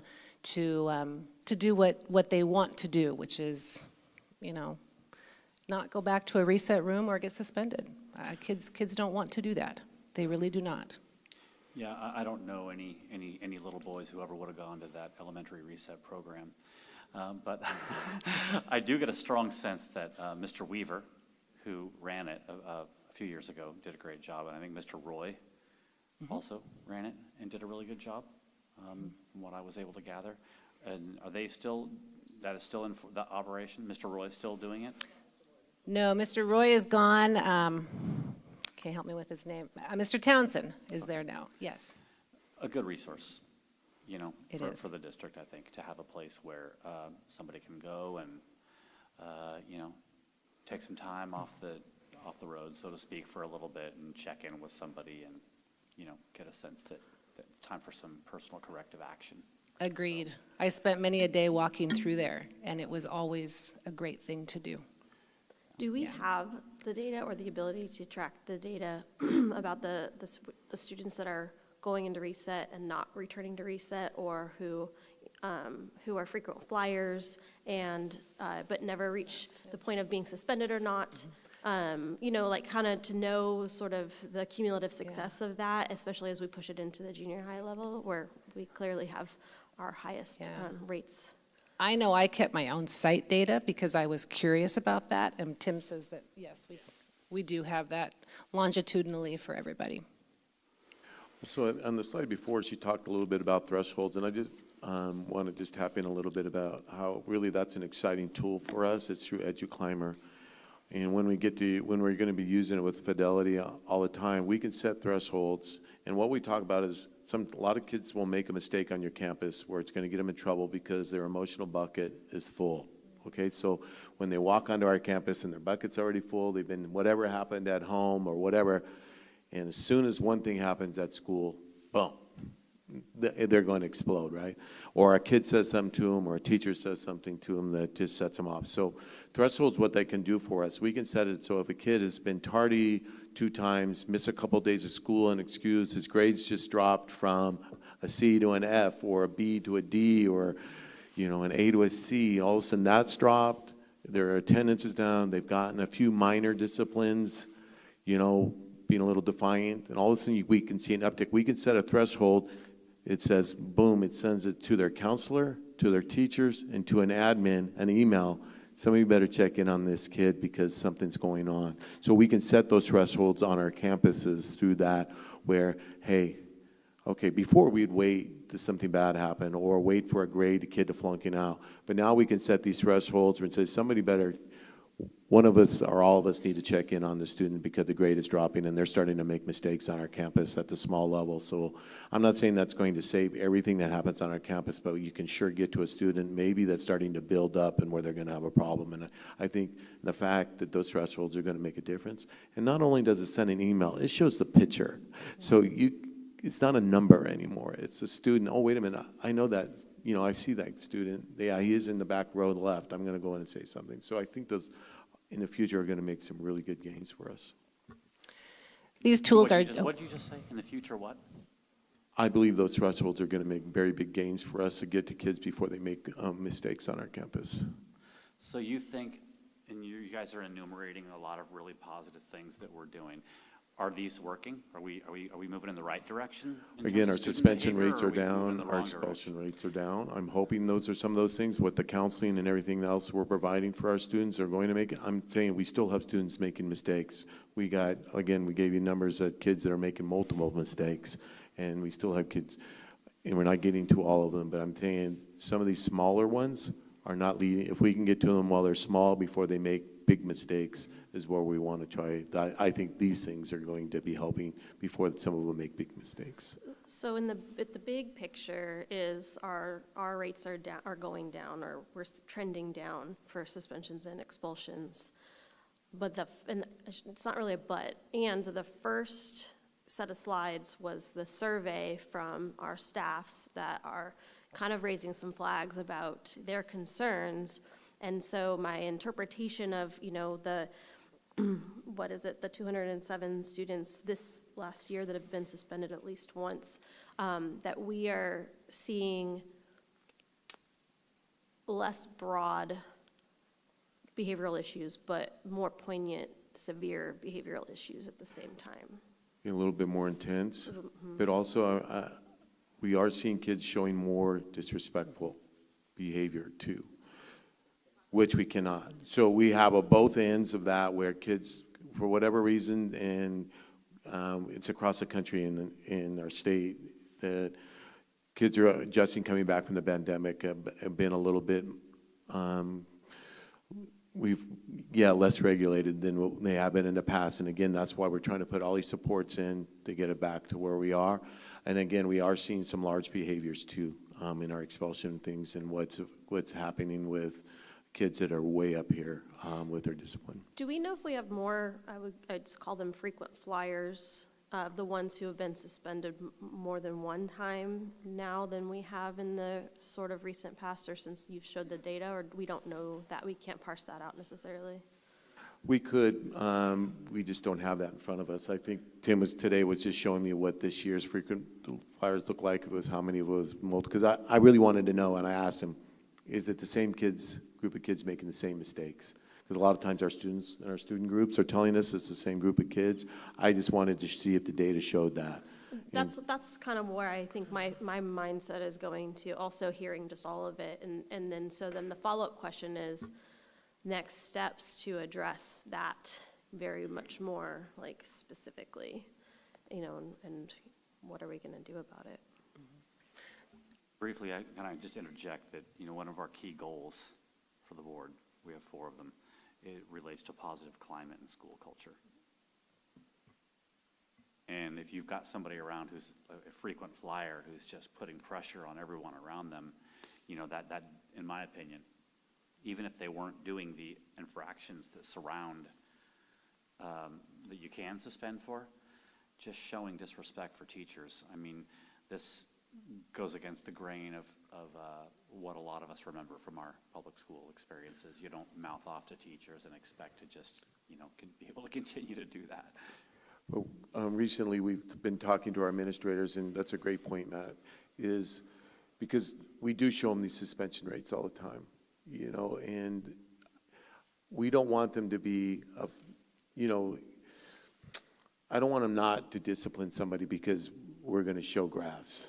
We're telling them if they are showing disrespect or they're doing things that we can discipline for them, please do, because our students want and our teachers want and our staffs want a safe environment on their campus. So we're telling them, be careful about looking at the graphs all the time. Do what's in front of you to make our schools safe. And I think you're correct on that. Can I ask a question of clarification? Do these policies, they don't impact the teacher's ability, an individual teacher's ability to do a 1 to 2 day suspension out of their class, right? Yes, there's that code that a teacher can suspend a child out of their class for 2 days for any behavior. It could be K, it could be 4900 disrespect. They can say, you're out of my class for 2 days. And that won't be impacted by this new law that's going into effect in January? But the difference on that is they do have to provide the work for them. Because when we send a kid home, the teacher does not. But if a teacher suspends out of class, they do have to provide the work. And communicate with the family. And communicate. The teacher has to communicate with the family that I'm asking your child not to be in my class for 2 days. I have a question. Do they go home then? Sorry, Rebecca. No, we'll put them in one of our reset rooms. Unless it's an suspendable offense, then we'll go to a different level. But if a student is being disrespectful to a teacher, the teacher has a right to suspend out of class for 2 days, and we will most likely put them in the reset for that period, or if it's elementary, in one of the reset areas for the whole day. And at the secondary, it would just be that one period. They would go to their next period class. And we did just recently talk to a group of students in elementary, junior high, and high school, and they do not like the disrespect that they are seeing in classes towards adults. Very Yes, clear. they're part of the 98%. Yeah. So in closing, Can I and ask with a that question? said, oh, sorry, yeah, go ahead. I guess in regards to the staff survey, I mean, I definitely saw a lot of themes there that I think are concerning, and I think we as a board have an obligation or a responsibility to address some of the staff concerns. And it seems like they have some really good ideas, particularly they're asking for more consistent discipline and stricter policies. I guess my question is, though, have we done a survey like this in past years to where we could kind of compare the climate, how teachers are feeling, how staff administrators are feeling now compared to maybe 5, 10 years ago, maybe even pre? Do you want to answer that, Jay? Yeah, we do climate surveys multiple times a year for parents, students, and teachers and staff. Not this particular survey that had direct questions about disrespect, this and that. Do you feel safe at school? And do you feel supported by your administrator? Those types of questions, not these types of questions.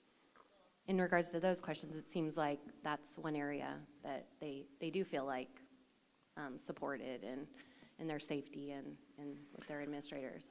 I'm just particularly, I guess, concerned with the other categories. Yeah, and I guess when this was brought up, we were curious to see what they had to say in this survey, too, to see if we were hearing some of the things that the board is hearing and those types of things.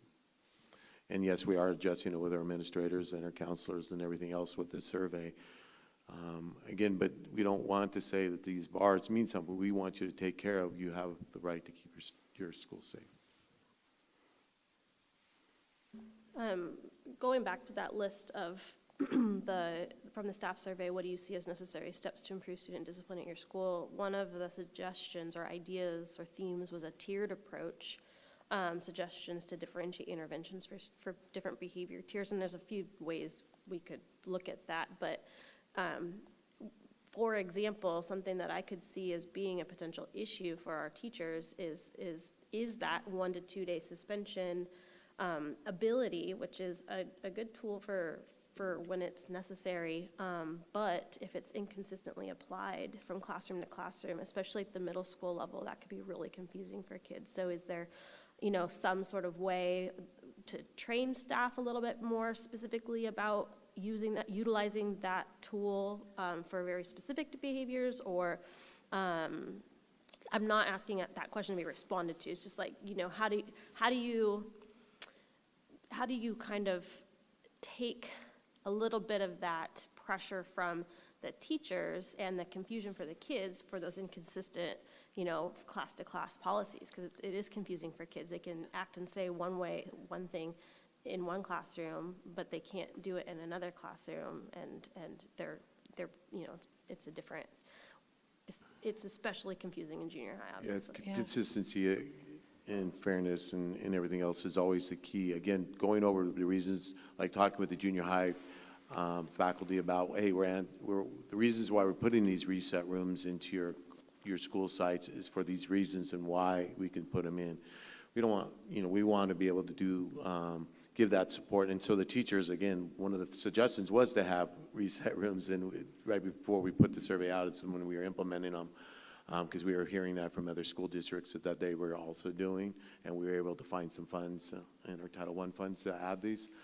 But again, it's consistent, so a kid has to know, but again, that's a teacher to a teacher, from a counselor to a counselor, or even an admin to an admin. It could be a little bit different, but yes, it is important to be consistent. One thing to add on that too, for the tiered pieces, Grace Dearborn, the trainer we talked about, has published some books with that are really very usable handbooks, and she lists a lot of different ideas for Tier 1 interventions, Tier 2, and Tier 3. So I think we've just scratched the surface with that. I know some schools this year, after her training in August, they've started to incorporate some of these things into their staff meetings. And you know what a Tier 1 might work for me, but maybe doesn't work for somebody else. That's why that list is really nice, because a teacher can go, okay, well, let's get to the Tier 1 thing that's going to affect this student and make an impact.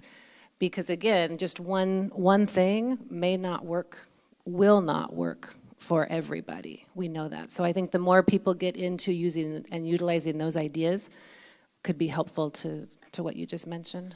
I also like on the recommendations or ideas from the staff survey that there's not just punitive type measures, that there are suggestions for more relationship building and connection making. So Yeah. something else for us to keep revisiting. And I did want to end with that tonight, and it's not on this list right here, but we know the number one piece is connection. It's human connection. It's connecting with somebody on the campus that you like, you have fun with, you respect, and that happens in spades across our district every day. We saw it here tonight with the teachers, just a small sampling of teachers and administrators and school staff. So that is a huge piece, the people piece of discipline. Any other questions for us? Yeah. Do we do any kind of, I know we do the climate survey at the end of the year, but do we do something like that where we just check to see whether at the end of the year, basically how successful has PBIS been? Does every staff and every student know exactly what behavior is expected in a given situation and what's going to get them sent to a reset room? I think that part of what you're saying is tied into the PBIS structure that the sites have and how they look for, they've recently, a lot of our site PBIS teams have applied for and have received different, like gold star status, whatever the different statuses are right now. I can't think of them all. But I think a piece of that is how effective across the board, how effective is this, and that your students know what this is, because they're the ones that need to know.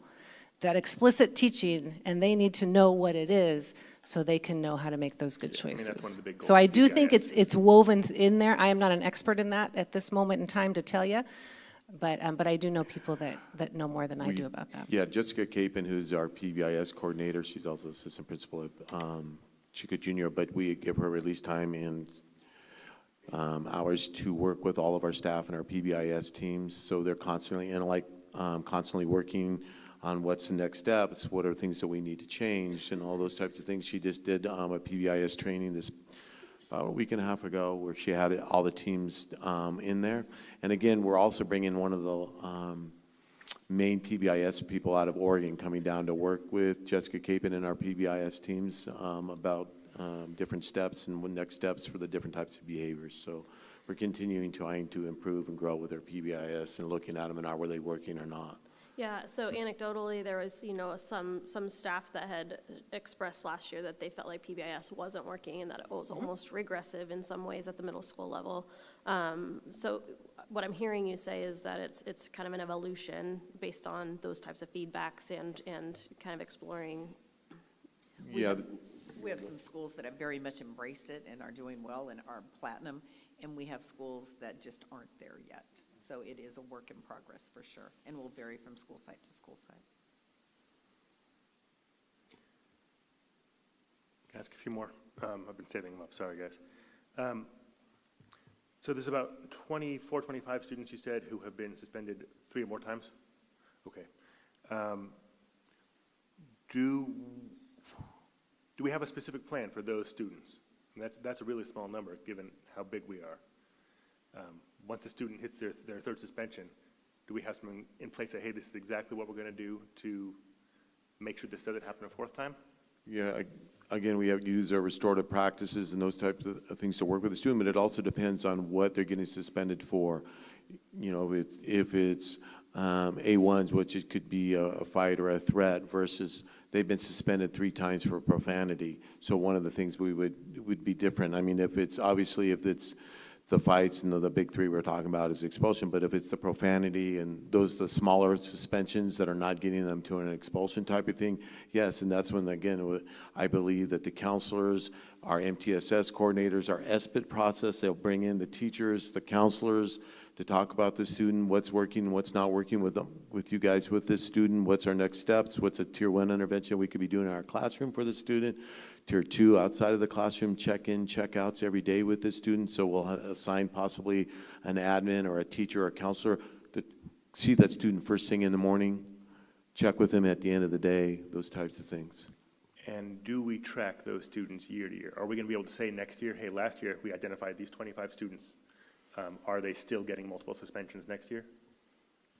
What we do is we have students, again, that we know that we need to at the beginning of the year. So one of the things we came before we brought our counselor assistants and we added the more counseling is, okay, here's our students that we know in our admin they look at. Then once they're going from elementary to junior high to high school. So each one of those admin teams or their counseling teams know who those students are if they're going from one level to the next. But if they're coming back on that campus, let's check in with that student before he starts school. Let's call the family. What do they need? Do they have everything to start school? Because maybe we don't want them showing up without a backpack and they're already behind the 8 ball for whatever reason. But we're checking in. They have the list of the students on the PBIS teams or the counseling teams or the admin teams that they check in those students. And hopefully, again, that's going to make a difference from that student from one year to the next. But again, what Tina said, do they have a relationship with that admin team? Do they have a relationship with the counselors so they know that those are the people, okay, we're starting the school year fresh, or even the second half of the year, let's start this week. You know, those types of things. It's developing relationships with that admin and their counselor and a teacher or something on the campus. Tom, I think, again, yeah, we don't want those kids coming in the next year making 3 more suspensions. And those kids are talked to immediately before even school. Maybe the week before school starts and right when school starts that first week. So is it reasonable for me to ask on December of next year how this year's, 25 students are doing? Yeah, it's reasonable. You can say, hey, who are those kids and what does their data look like? Obviously, yeah. We put it on your calendar then? And it may or may not be consistent.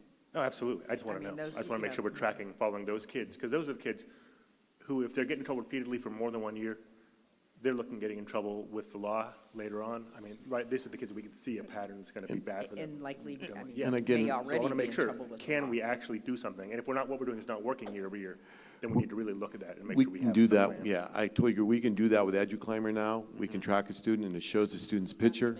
Yeah, that's what I was going to say is we have provided the tools for sites. And what we're talking about right now, I'm not sure if this has been done, but certainly there's the capability of an admin team at the beginning of the year saying, show me the kids that got suspended 3 or more times last year. Boop, here's all their pictures, here's all their data. That tool is in place. The way I see it, Tom, would be we have the tools in place now with EduClimber where who's our ELD students on that campus? Here's their pictures. Who's the ones with 504s? Here they come down. Here's the ones that have an IEP that you need to know about, making sure that you've met, with their case carrier. We're able to do those things which we weren't able to before, and if the administrators are asking for that data, we clearly can do that. And I think the tricky part is clearly we have some things that work for some kids and are very successful, but there are, as Tina mentioned earlier, the same thing doesn't work for every student, and how do we individualize it for sure. those But again, students, right? if it's 24, 25 kids we're looking at, then we should be able to really hone in on those kids. And one example on a school site, just to speak to this a little bit, that we know of, Tim and I were just talking about, is the data shared with the staff once a month. And the number of minors, number of majors, what they are, so the staff is aware. So there may be a staff member in that staff meeting that connects to that student and can go in, and the documentation piece is so important for people who are working with a student to put in what works, what doesn't seem to work. So you can work smarter, not harder, the next year when the student comes into to a new year. So all of those pieces work together, I think, and that has the potential to be really effective, specifically to your point of the students that you were referring to. If I can keep on pestering you guys for 1 second, probably this is a question for Tim. Are there districts of a similar size and demographic that have significantly better data than we do in terms of suspensions? I am in the process of crunching that data. I just got it this morning for last year. Awesome.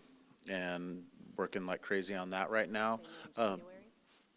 Yeah, we'll be able to report to you in January. Yeah, we'd love to hear about that, see what we can steal Last from year, districts. we identified a couple. And just to give you an example of how the state works, one was so drastically low that we believe they were probably May have been some reporting kind of issues. playing fast and loose with their coding. Okay, thank you. Thank you. Thank you. Excuse me.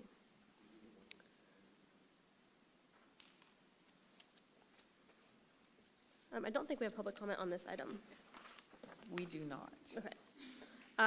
Okay, well, so this is a discussion action item, and we have no public comment, and if there's no further technical questions, I could ask if there is any particular action that a board member would like to propose at this time?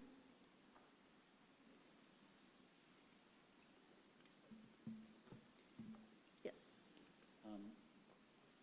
Mike? I wrote a little draft letter for your consideration. I tried to write it from the standpoint of what I thought would be acceptable to everyone on the board.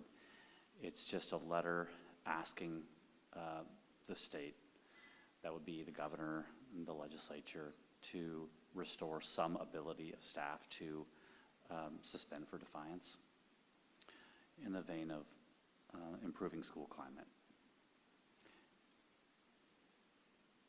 I'm sure you've all read it, so I won't belabor the point.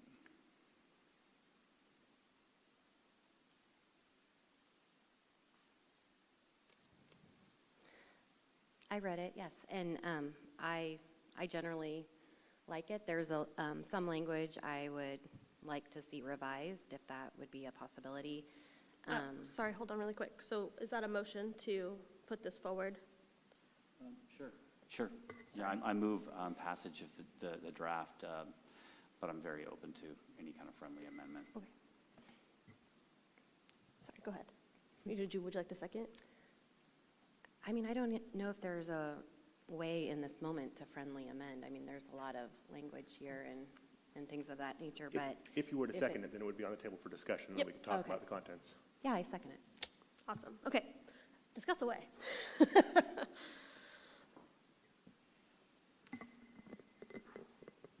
Well, so I'll jump in. I'm not opposed to, considering this and talking through any type of maybe minor changes that we might want to make to it.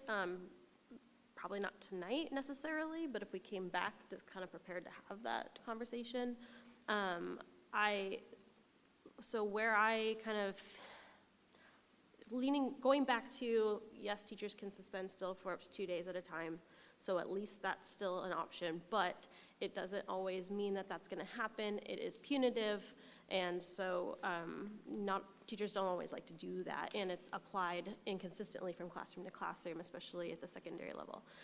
So then also, the context and background of this specific ed code, it probably would be nice to kind of go over that a little bit better, especially as it's being implemented in January. If we were to bring this back to, kind of move forward to give it a final approval to send or not to send. But that all said, the data from the staff survey, besides the third who just weren't sure because they probably weren't really that familiar with the concept, it was a huge amount of staff who were aware that think that it's an issue. And so that's compelling as well. So yeah, that's my bit to say. I think the general theme that I like is that I think, I guess my main concern in regards to quite a bit of the defiance and things we're seeing on campus is just some of the lack of respect for authority. And I would like, I love all of these PBIS implementation tools. My thought is they're not mutually exclusive. We can support these kids in this way, but also have a high standard and an expectation for our students. And when we see problems arise, we are intervening before. So hopefully we don't get to that point where we're needing to suspend or expel a student. But I just would like to see us, like just with anything else, having a high standard for academics, having a high standard for student behavior. I don't know, I've been in those experiences where I'm with my kids' class and we're on a field trip and someone comes alongside and says, wow, like what a great, well-behaved, respectful group of students. And I think there's a lot of pride in that. And I think as a community in Chico, like I want that for our community. I want to set good examples, high standards of behavior and respect. And I think generally speaking, kids feel successful when they understand expectations and limitations, and they know that there's loving staff who are going to come alongside of them and help them meet those expectations. So I love this in theory, and I think we could work with it and make it something that all of us support and see it as not, like just setting kind of a standard for what we consider excellence.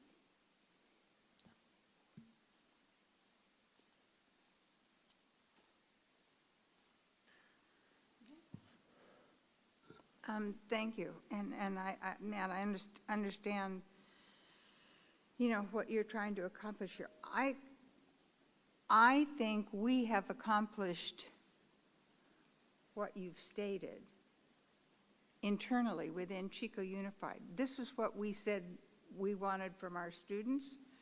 All of the supports and things that we've put in place, our monitoring systems, our things are going to do what this is saying, you know, needs to be done. And I don't disagree that it doesn't need to be done, but I don't think we need to involve the state in doing it. Thank you very much. I think we know what we need to require of our student population and parents and community in order to accomplish what you've stated. I know a lot of the background for why the other was taken out of the education code was because it was utilized to discriminate against students of color that were being more often suspended for that reason, which is kind of not even, you can't even document it kind of thing, that it was taken out in order to protect the abuse. And it wasn't Chico Unified necessarily, although we did have some problems, but we know, you know, Oroville got dinged for having problems with suspensions.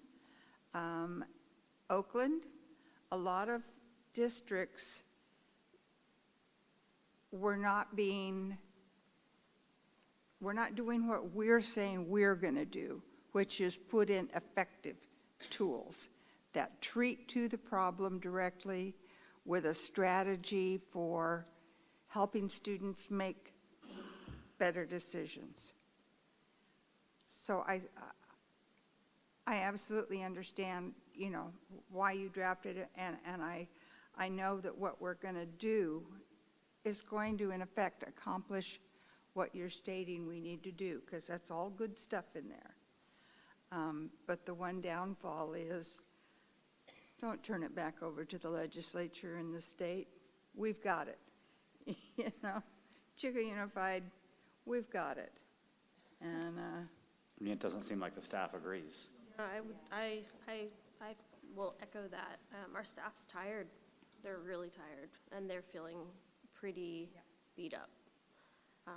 And I think that making a statement that while we absolutely will continue to expand our relationship building and our positive interventions and, you know, all of these tools that we're talking about and that are continuing to evolve as we learn more, there still does need to be a standard set that says that our students are expected to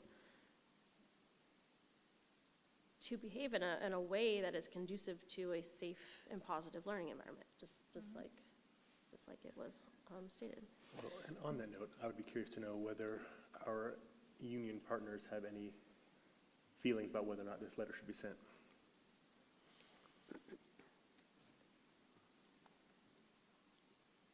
I'm hearing a lot of anecdotal stuff, but I don't have any data.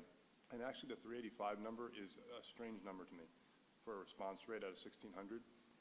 I just was asking Tim by email if they could break that down by certificated versus classified. We don't have that data.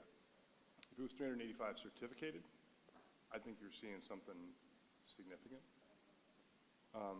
But if you're seeing, you know, a quarter of our certificated teachers responded and the results we got were that, then those numbers look very different to me. You know, it's not, again, statistically representative maybe, but when teachers have an opportunity to speak their mind and they don't, I'm just not sure what I would take from that.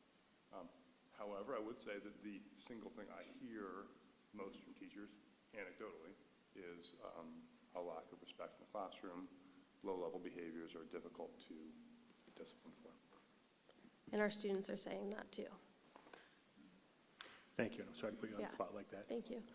Well, I think I think that highlights a good point, and I don't know if maybe Mr. Tennis wants to amend your motion to bring it back with some of this additional context and maybe a little bit more of a chance to reach out to membership, or, you know, or if we want to just go for a vote now and then see how that goes. I mean, Well, I mean, Ms. Conklin, you've said that you want to see some changes.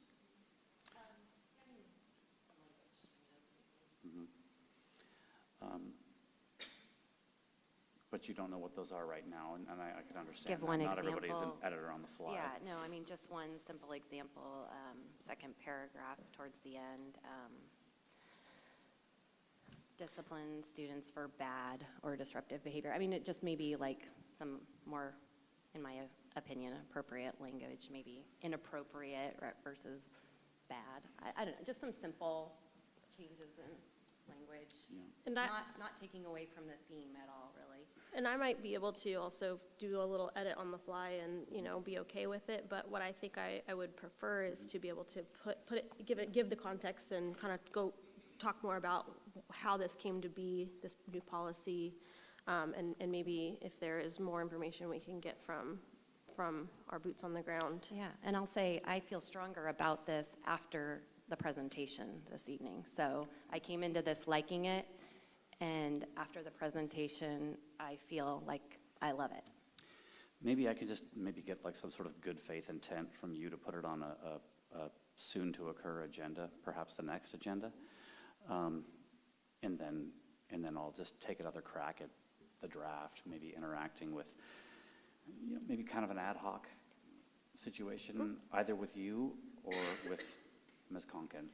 And by ad hoc, I mean taking a minority of the participants of the board, and then in that legitimate context, having, you know, focused conversation and maybe an editing session.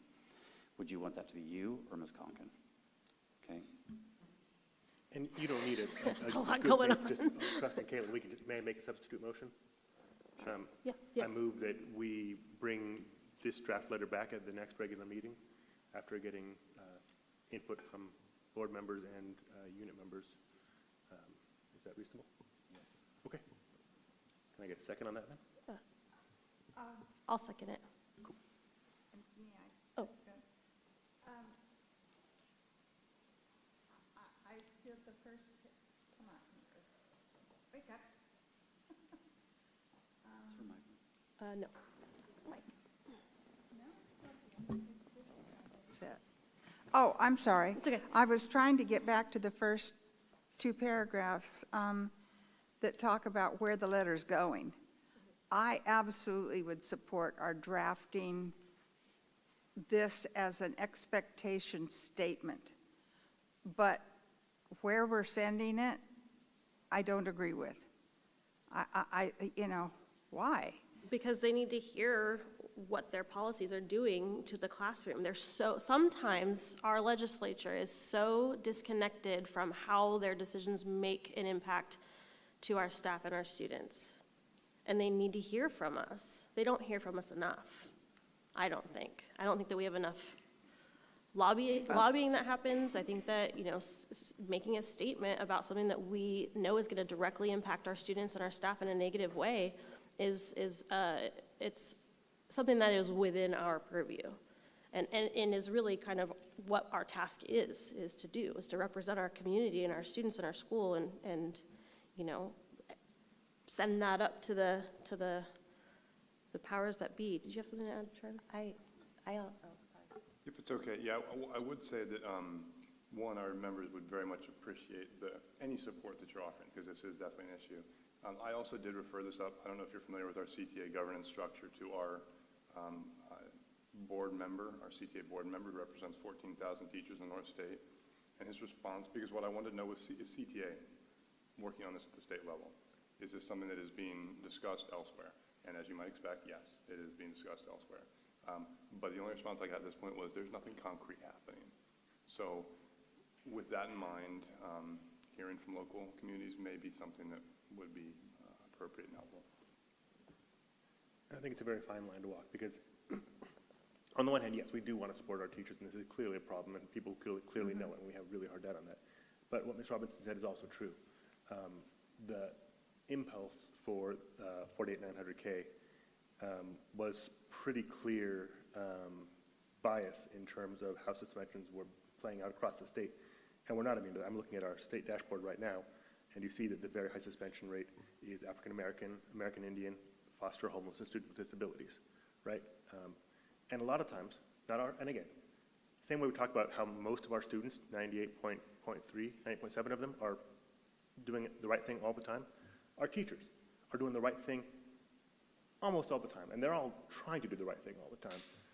But we also can't ignore that there's a potential for bias, and sometimes it's easier to say, hey, I don't know how to address the problem you really have right now. Get out of my class.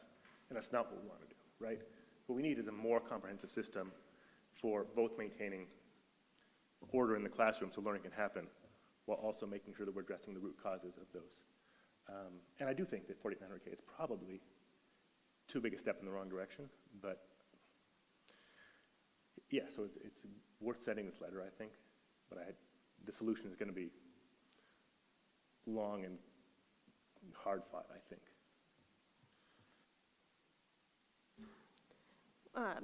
Is there's space to bring this back at the next meeting? Okay, I figured as much. I mean, we've stayed here for very long hours in the past anyway, so I wasn't going to say it, then we won't, but just curious. I do like the suggestion that you have an ad hoc group look at it and do some revisions and bring it back. Mm-hmm. Is Rebecca the best person to put on the ad? Am I the best person to have on an ad hoc? I don't know. What are your thoughts, Ms. Daly? I was going to say, since you wrote it, it might be good for two other people to look at editing. Two's too many.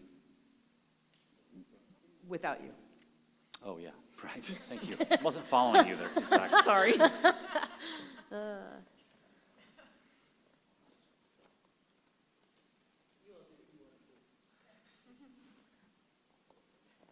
I think it should be Rebecca and Tom. Yeah, I'm happy to do that. Okay, that sounds great. Are we ready to vote? Charlie's busy too. While I have the mic, I forgot to make an announcement earlier. It's totally off topic. I signed my kid up for TK for next year, so that's really exciting. She's going to LCC. I just thought of that like 5 minutes ago and missed the opportunity. Anyway, back to the topic at hand, sorry. Are you letting us know that she's going to be a discipline problem? Is that what's happening here? We talk about big feelings a lot and boundaries and body space, so I'm hoping, but sometimes she has some behavioral issues, yeah. TK is a big step. All right, are we ready to vote? I'm ready. Let's do a voice vote. Let's start with Mr. Dennis.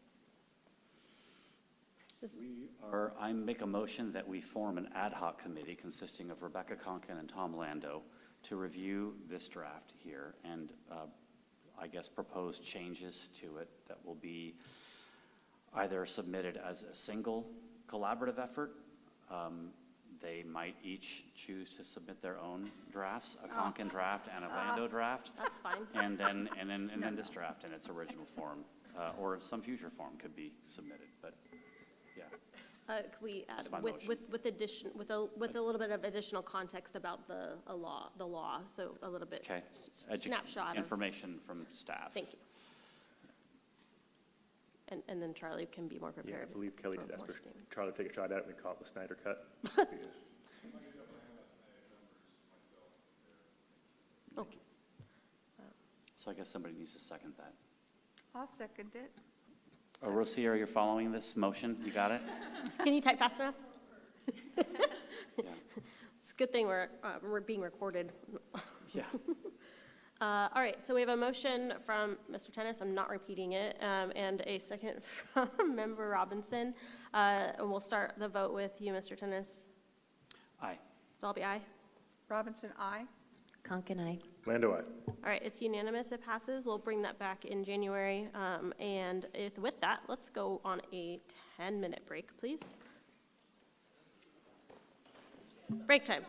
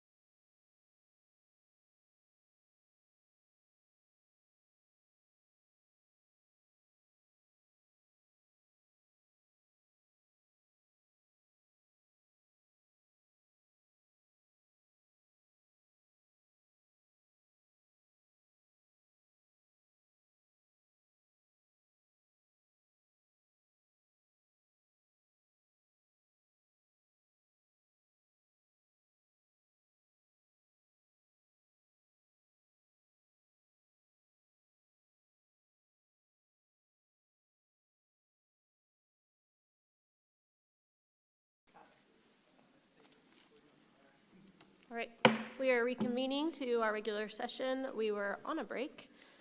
We will now continue to our next item, which is from Business Services. 10.2.1 is a discussion action item on the 23-24 first interim budget. Hello. Sharice, Jacqueline, and I are going to present the 23-24 first interim budget. Last time we brought a budget to you was last spring. First interim's really great. It allows us to update that budget once the school year gets rolling and programs are in place, staffing's in place. All right, some major themes tonight. Funded average daily attendance utilizing the 3-year averaging methodology, concentration dollars, federal and state grant funding, and one-time expenditures. All right, you guys are used to seeing this slide. This is our actual versus funded average daily attendance. The graph on the left is actual enrollment and average daily attendance. On the right is funded enrollment and ADA. As you know, we are funded on our daily attendance, not enrollment. Back pre-COVID, we could really count on being around 95.5% of enrollment as our ADA. Obviously, that changed with COVID. We're hoping to get back there. We're inching back up. The state recognized that this would be an issue, so they implemented a 3-year averaging method. So you can see that our funded ADA is a much smoother line, that's the slide on the right, the bottom, than the actual ADA, which kind of plummeted back in 21-22. So our funding is more smoothed out, and that results in more dollars to our schools.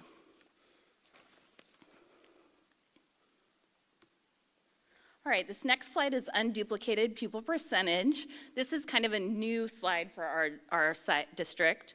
Unduplicated pupils are free reduced lunch, qualifiers, English learners, foster homeless. You can't count them twice, even if they fall into multiple categories, thus unduplicated. In order to qualify for concentration dollars, districts need to hit the 3-year average of 55%, which we did in 22-23, you can see. That resulted in concentration dollars added to our LCFF to use for supplemental programming. We're using that right now for mostly reading teachers and professional development. But you can see in 22-23 and 23-24, our UPP percentage is going back down. So it remains to be seen whether or not Chico will continue to maintain that population.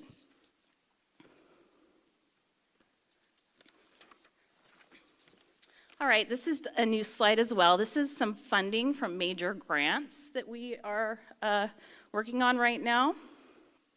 When LCFF came into play, a lot of the categorical funding went away in favor of to give districts more control. Now we're kind of in an era where a lot of grant funding is coming back, which is really good. It's allowing us to continue some of the programs we put in place during COVID. The flip side of it is that these grants are restricted. We can't spend them on anything we want. And also the big thing is a lot of them are not ongoing. So we have to plan for when these would go away. All right, some major assumptions we used. Local control funding formula revenue is based on the state adopted budget with a COLA of 8.22%. Funded average daily attendance based on the 3-year prior average, as we talked about. Unduplicated students, percentage 56.78. Salaries and benefits reflect position control as of November 1st, including vacancies. And a big one, budgeted salaries and benefits now reflect compensation increase that you guys approved in September. So that wasn't included in the original budget because it wasn't approved yet. So you will see an increase in salaries and benefits. I'll turn it over to Sharice now. Thank you. Good evening, board.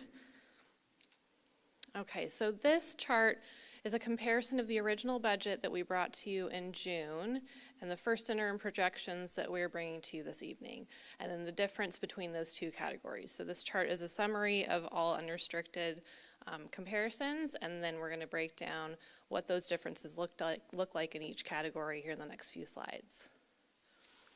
Okay, so this first one talks about revenues.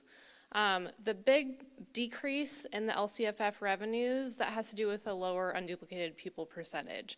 So it didn't drop that much, but it's a large amount of funding. As we know, any small changes in ADA and unduplicated, those can largely affect our funding in LCFF. State revenue, there was a little bit of an increase. Unrestricted lottery had a change in the rate since our original budget. And then transportation revenue, that went up as well. The reason for this is we have our final numbers from the 22-23 school year, and that drives our revenue for our transportation that we get from the state. And then the small increase in local revenue has to do with facilities use, as well as a small uptick in E-rate revenue.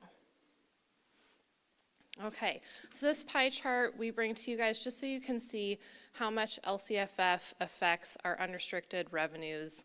As you can see, it's 96%, and that's our local control funding formula. It's made up of state aid, property taxes, and lieu's. So that's 96%, and then we have small amounts that are on the unrestricted side as well for revenues. Okay, and then this is a chart that just shows the differences on the expenditure side. So those top three, as you can see, the certificated, classified salaries, and employee benefits, all of those increased due to the compensation increase that Marie referenced. Books and supplies, and then also capital outlay, those two increased due to our transportation vehicles. Those were part of the committed reserves that were brought to you guys last year. So it will hit the bottom line in the reserves category, and the committed reserves will just fall off of that $2 million that you guys said we wanted to. Yes. Therese, the services, other operating, that 787,000. Yes. Explain again why. So sorry, I kind of skipped around, Eileen. So see how on books and supplies as well as capital outlay, it has transportation vehicles in both of those. And that's the reason. The reason for that is certain transportation vehicles, if they're over a certain amount, they qualify for capital outlay. Oh. But between those two categories, we increased $2 million because of the transportation vehicles that are part of the committed reserves. Does that make a little more sense? Sorry, I skipped over utilities. I'll go back to it.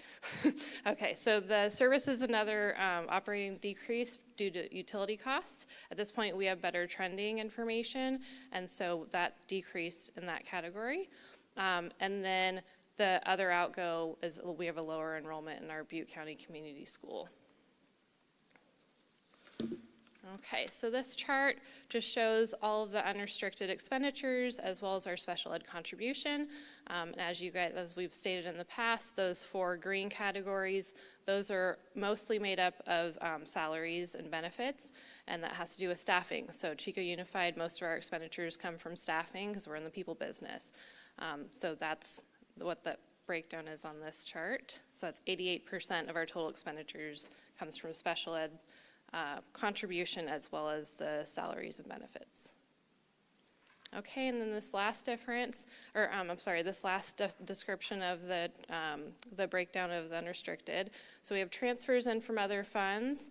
We have the RDA pass-through, that's going to be about $3.7 million is what we're projecting right now. And that goes to help us pay for our routine restricted maintenance account. So what you guys know is maintenance and operations. Developer fee, admin support, that's 3% of the total fees that we collect over the course of the year. And then on the contribution side, it's about almost 32 million. About 25 million of that is special ed, and that was an increase of about 2.2 million over our original budget that we brought to you guys. And the reason for that increase has to do with the compensation increase as well. And then we also had an increase in our non-public school students in special ed. Okay, and I'm going to hand it over to Jacqueline.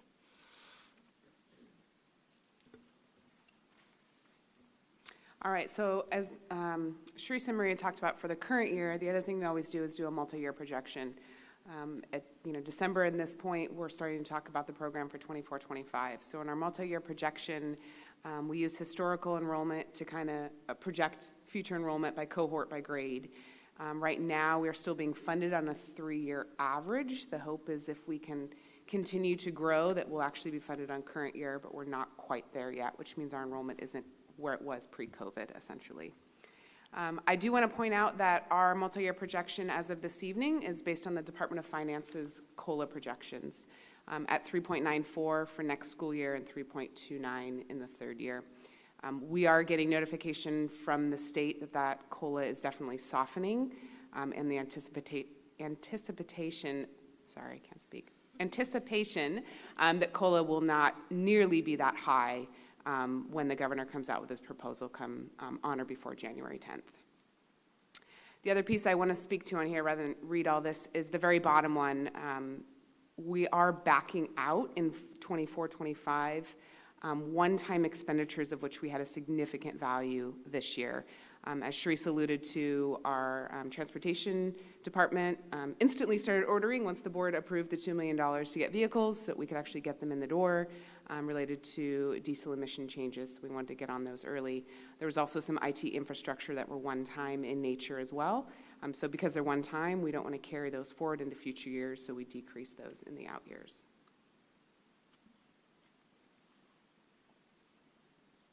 There we go. So this is the multi-year projection in front of you. You can see in the current year we show a negative change in fund balance of $5.4 million, which is a lot. But here's why it doesn't concern me, because we have several $1 million of one-time expenditures. So when you back those out, we're closer to about $1 million, which on a budget this size is very manageable. We have very healthy reserves to weather the deficits as projected in with the higher COLA in the 2 out years. So for example, the one-time expenditures we talked about were the transportation vehicles. The other really large one was the finalization of all of our shade structures, which according to Julie Kissel will be all completed by the end of this month. So that is great for our kids to be able to have shade come spring when temperatures start heating up significantly. So the other piece that does continue to hit our budget every single year and is a constraint to the ongoing money is our PERS increases. At this time, STRS has stabilized at 19.1%, and that's the percentage that the employer contributes towards the state pension. The PERS percentage continues to grow. So what I want to reinforce here is that these are increases year over year. These are not increases for that particular year.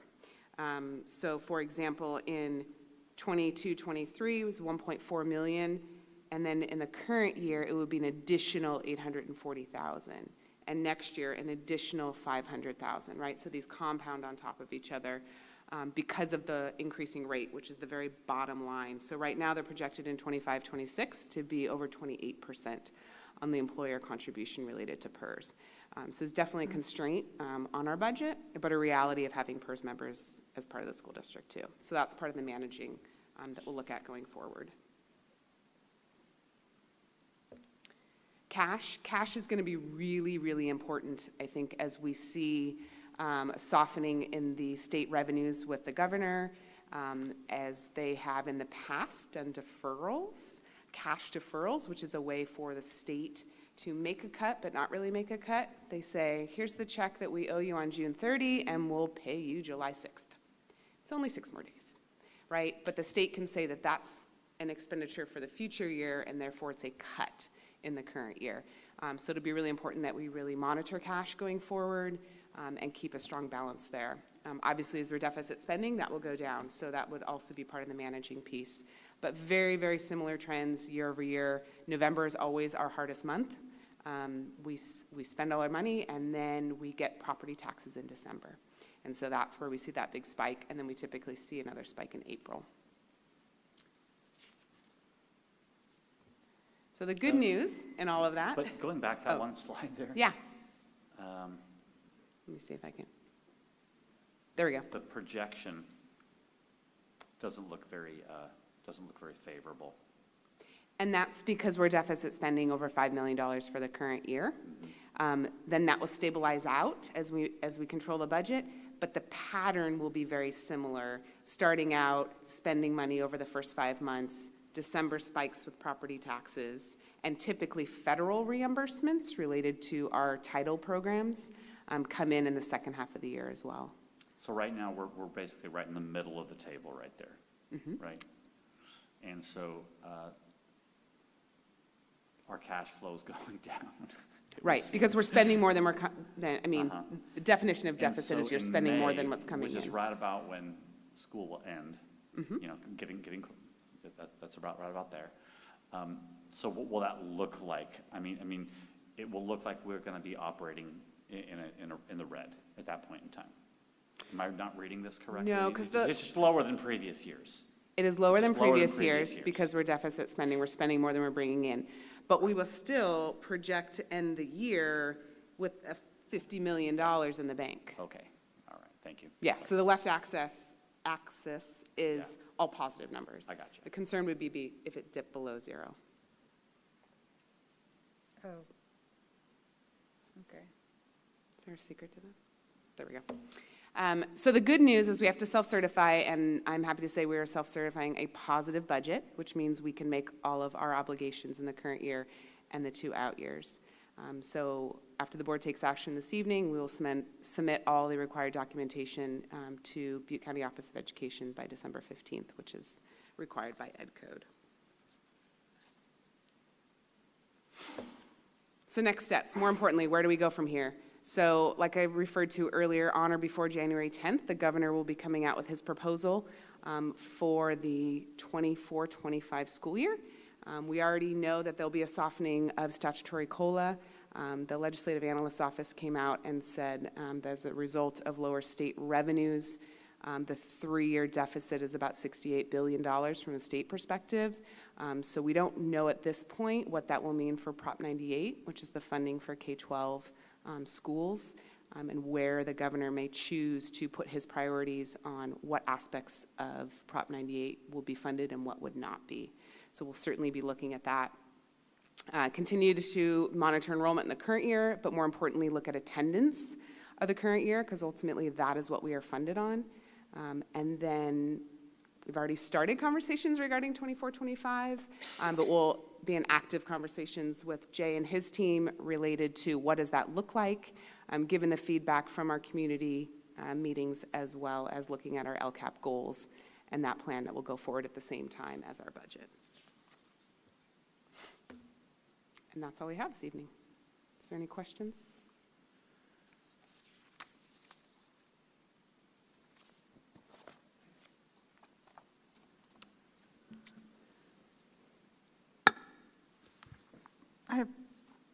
On the next steps, I know January 10th is the governor, and then January 15th, is P1 attendance reporting or Right. period 1 attendance reporting for all LEAs up and down the state. Right. So we'll have our first glimpse at the attendance rate for our students. My question is revolving around the steps that we've already begun, actually, for putting together our LCAP for next year. And if we need to make cuts, the timeline's there. I'm aware of them, but I'm concerned about the June deadline for the LCAP and having, that pipe, because all of the input and stuff is happening through early May, right?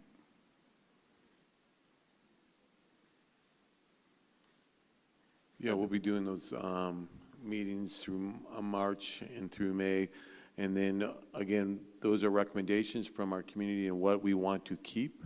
Right. And not, and then we will make decisions off of what those meetings stating through priorities and from those meetings, from not just from our community, but from our students. But we will have an idea from past meetings and where we've been we've probably had 12 meetings already this year on direction of what's working and what's not working, and so we're going to have to possibly make some tough decisions on those priorities of what the community is saying, what to keep. It's the what's working that concerns me, because I think that the money that we put into student supports through counseling and other interventions is working, even though, you know, we've got issues with the things that we've talked about here tonight, with student behaviors and those kinds of things. The things that are going to help, I think, stabilize and move that issue in a positive manner forward are those personnel that have been providing support. And we are a personnel district, and so if we're going to need to make cuts, you make them early in a, say we're looking at a 3 or 4 year problem with funding. You don't want to wait until the 3rd year to start making your cuts. You plan well and you make your cuts as early as possible so that the impact in the 3rd year out, if the state hasn't recovered, oh my God. And so I guess I'm sounding my own alarm to pay for us, me as a board member, to pay really close attention to evaluating the what's working. 'Cause I don't want to. I think some of us have been here where we've had to make cuts before, unfortunately, and knowing those priorities. But as Jacqueline has told us before and has told us, cutting $1 this year is like $2 the following year, and $4 the year after that. So we do the best we can to make our cuts. Obviously, everything we do is for students, but we're going to try to, if we do have to make cuts, and we'll wait until January when we make those decisions, we'll keep them as far as away from students and student support systems and the stuff that we're doing for academics also, because those are very important for us too. Here's a fun question. So what's kind of the low-hanging fruit out there?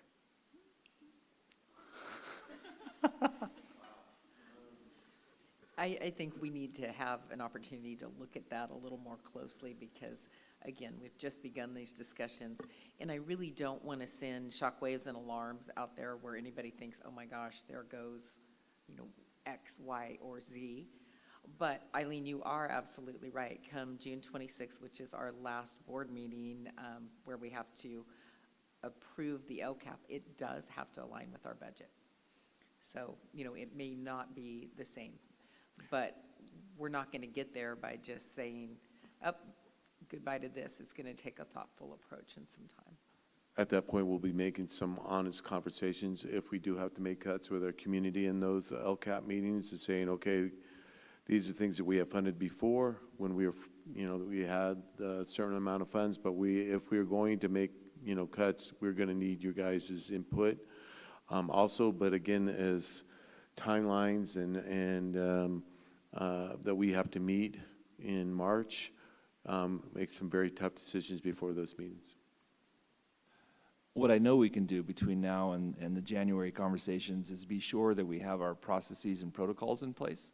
So if we have to make decisions, we're making them in the most thoughtful manner possible. That includes involving union leadership in those conversations to ensure that, again, if we have to make tough decisions, the process and policy is in place to make sure that we handle the humanity in those situations.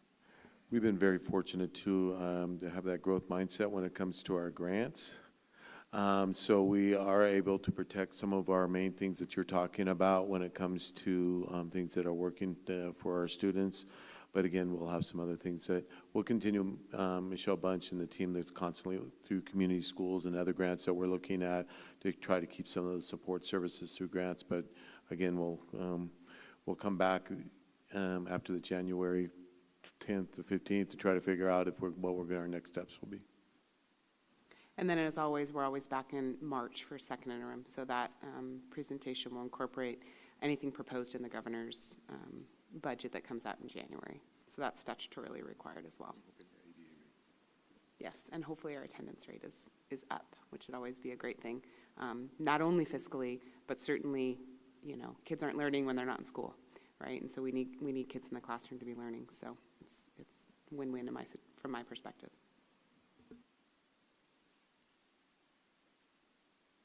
Any other questions from the board? Okay, and we do not have public comment, and so I'll ask for a motion. I move we accept this report as presented. Seconded. All right, we have a motion from Mr. Tennis and a second from Mr. Lando. I believe we were unanimous last time. Yes, we were. Thank you. So let's just all say aye if you approve. Aye. Aye. And thank you, staff.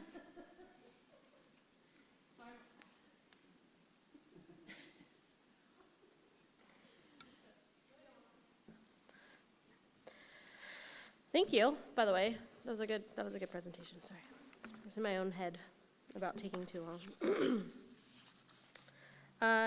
Moving on to 10.3, Human Resources. 10.3.1, Discussion Action on Resolution Number 1622-23, a resolution authorizing Personnel Commission stipends to be used for direct payment to the Chico Community Scholarship Association, by Mr. Shepherd.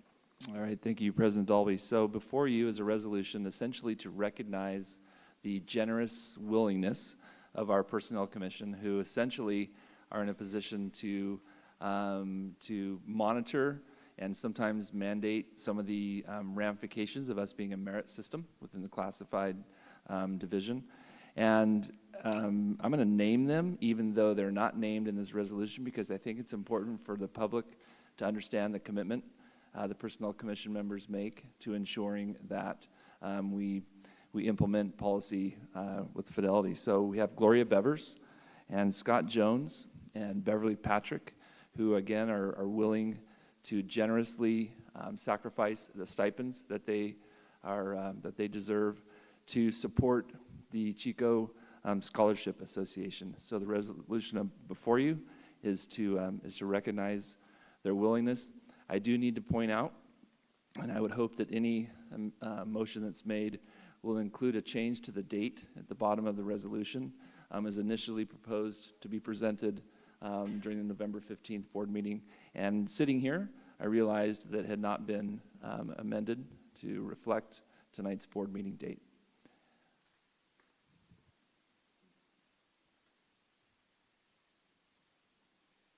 No questions, no comments, no public comment. Do we have a motion? I move approval but I think we should change the date on the last paragraph from 15th day of November 2023 to 13th day of December 2023. Thank you.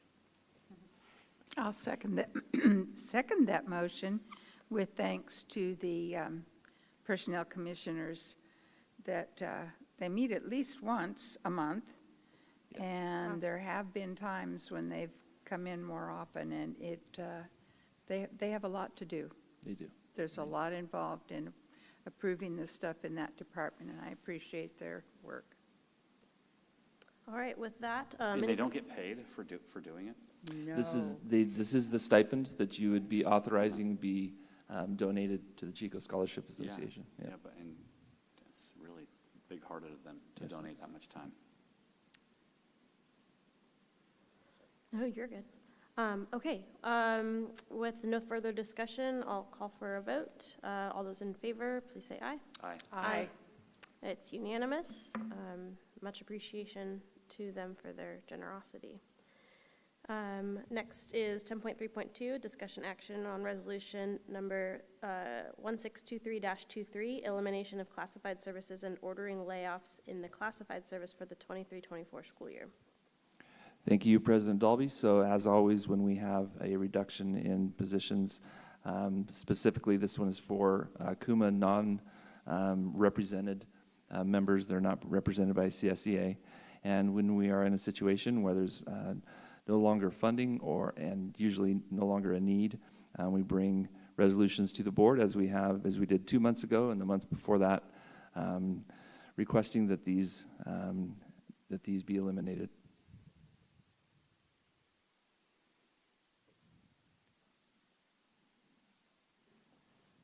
Okay, so for clarification, there is not an individual in any of these particular Correct. roles. I'm glad you asked that question. I need you to ask it every time. It's great. Correct. There is not a specific person attached to these positions. Okay. Any public comment? I have none here. I'll call for a motion, sorry. Is your mic on? No, my mic was not on.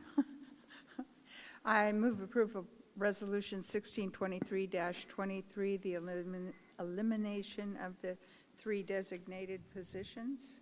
Second. I have a proposed amendment. Oh. I think we should change the date in the last paragraph from November 15th, 2023 to December 13th. Nice catch. Just seeing if you're awake. If anybody is, it's Do you going. accept it Do you as friendly? do you accept that amendment? Yes. Yes, Great. I All right. accept. Okay. Rocio, I want to see all this in the minutes next month, all right? Word for word. All right, so the motion is to approve with the change of the date at the bottom to reflect today's date. All those in favor? Aye. It's unanimous. Moving along. You guys make such long titles. 10.3.3, discussion action resolution number 1624-23, elimination of classified services and ordering layoffs in the classified service for the 23-24 school year. Thank you. And again, as I said, these are very similar resolutions. This one is related to a CSEA position. It is represented by CSEA. However, the position is no longer needed. So the recommendation is for to remove this position. And yes, we're going to need to change the date again.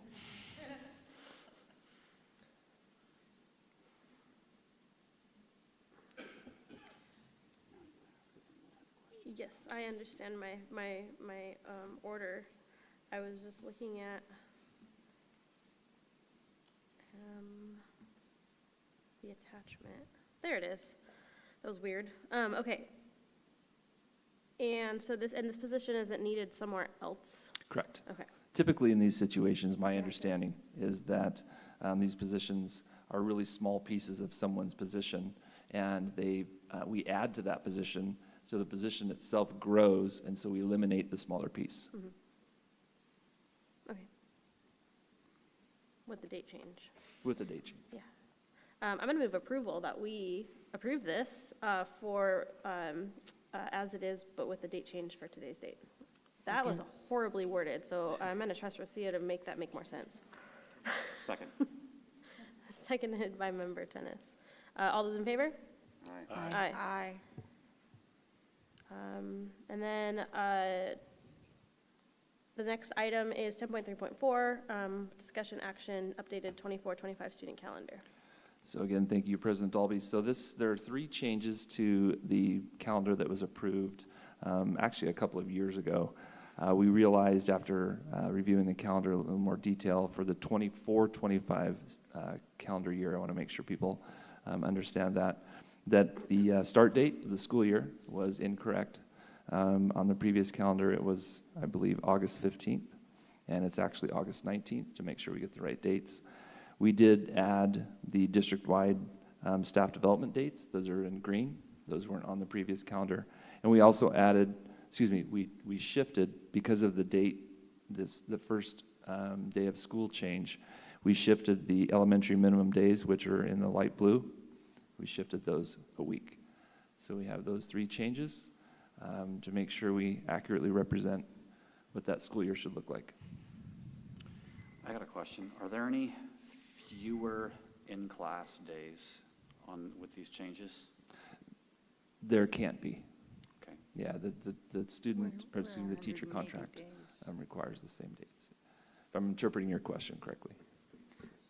180 student days. So every year, the student calendar has to have 180 student days. Okay.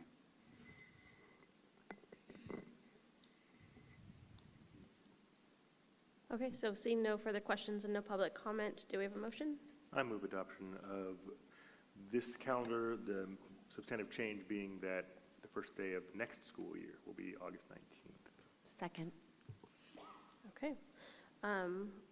Just a interesting, not truly a discussion point, but there's a few people who sometimes reach out to me about the February days and making it either 2 3-day weekends in a row or 1 4-day weekend, and it also happens to align with Super Bowl Sunday. And yeah, so there's been requests that I've gotten several times in the past about, making that be 2 3-day weekends so that there's a Monday off after Super Bowl Sunday, which is an interesting. I'm just putting that. I want everybody else to carry the burden of that. As opposed to the 4-day weekend, 14, 15, 16, 17. Yeah. Interestingly, this school year, we will have that happen. So we have 2 3-day weekends for some reason in February this school year, but not next school year. So it may be interesting to see if there's a difference in attendance data compared to like last year, for example, because there may be an impact on attendance, staff attendance. So anyway. Just Deer season is what alters staff attendance. Yeah, deer season, hunting seasons, for sure. Yeah. Okay. All those in favor of approval? Aye. Aye, thank you. Next up is board, that's us. 10.4.1 is informational. Board will discuss information obtained from sessions attended at the California School Boards Association Annual Education Conference. Question, seeing that we are at 9:20, I mean, I am prepared to share what I took away from it. Prepared to share. So we can just rattle it off real quick and not put it off for another meeting. Is there any particular feelings about it? Yeah, I don't know that I'd use the word choice, rattle it off, but yeah, I think that's no word. We only have 5 minutes allotted, right? I'll have to turn the timer on for me. I think we should get it. Oh, right, I saw that. So we could set a timer, and when we get to our 1 minute, you have to stop. Okay. Great. Well, who would like to start? I'll start. I went to there was a couple of sessions that involved student behaviors, one that was specifically focused on student discipline. And there was zero diversity of opinion on the panel. Zero. I mean, everyone made comments that were just, by way of observation, very much in line with sort of your reaction that, hey, we're doing a great job here, and yes, there may be discipline problems out there in the world, but really they didn't even say that.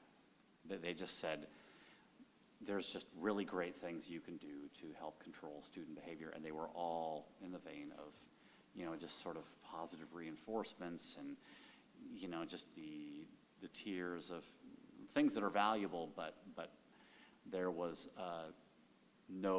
there was no discussion whatsoever of whatever that code section is, K, zero mention of it, which I thought, given that this is the CSBA conference in San Francisco, and it was an hour and 15-minute session, you had a panel of experts from, like the greatest minds from, they were mum on it, and I thought that was not cool. Did you ask a question about it? I tried. You They did? didn't leave any time for questions, honestly. Yeah, there was only 2 questions asked. So I actually came away from the conference overall with a bit of a bad taste in my mouth, feeling like they need to do more advocacy on behalf of school boards. There is I could get very philosophical here and just say, in that environment, I don't think they're looking for lively sessions with people on panels of differing opinions. Meanwhile, while that was going on, that very same day, I think, or thereabouts, was a really spirited debate between Ron DeSantis and Gavin Newsom. And I just say that to say that, like, hey, there's a value in batting around ideas and getting different opinions. It's just a conversation at a CSBA meeting, but there's no reason why you can't, liven it up a little bit by having people with different views. So if I was going to give any feedback, I would say that to them. Has anybody been to one of the table talks that they have, like on the trade show floor? It's like always kind of at a in-between time or overlapping time. I don't think they had them this They, year, they did, yeah. Did those give a more of an opportunity to kind of have those, more lively? They did Yeah. last year. I went last year. Yeah. Specifically, even remember the topic. But I do remember there was a lot of, like, roundtable discussion, kind of. That would be maybe something to remember for next time. Because there was always one or two on my I always had a long list of ones I wanted to go to that were always at the same time. But yeah, to maybe actually lean into that a little bit more. And on that, this is not my share out, but on that similar note, the very last session I attended, the board president that was part of the presentation panel emphasized to the crowd a lot of times to do the survey and really emphasize that we need more information on this topic. So I think that they need to hear feedback from us that they're missing the mark, in a sense. So that's good feedback. Matt, is there anything else you want to add?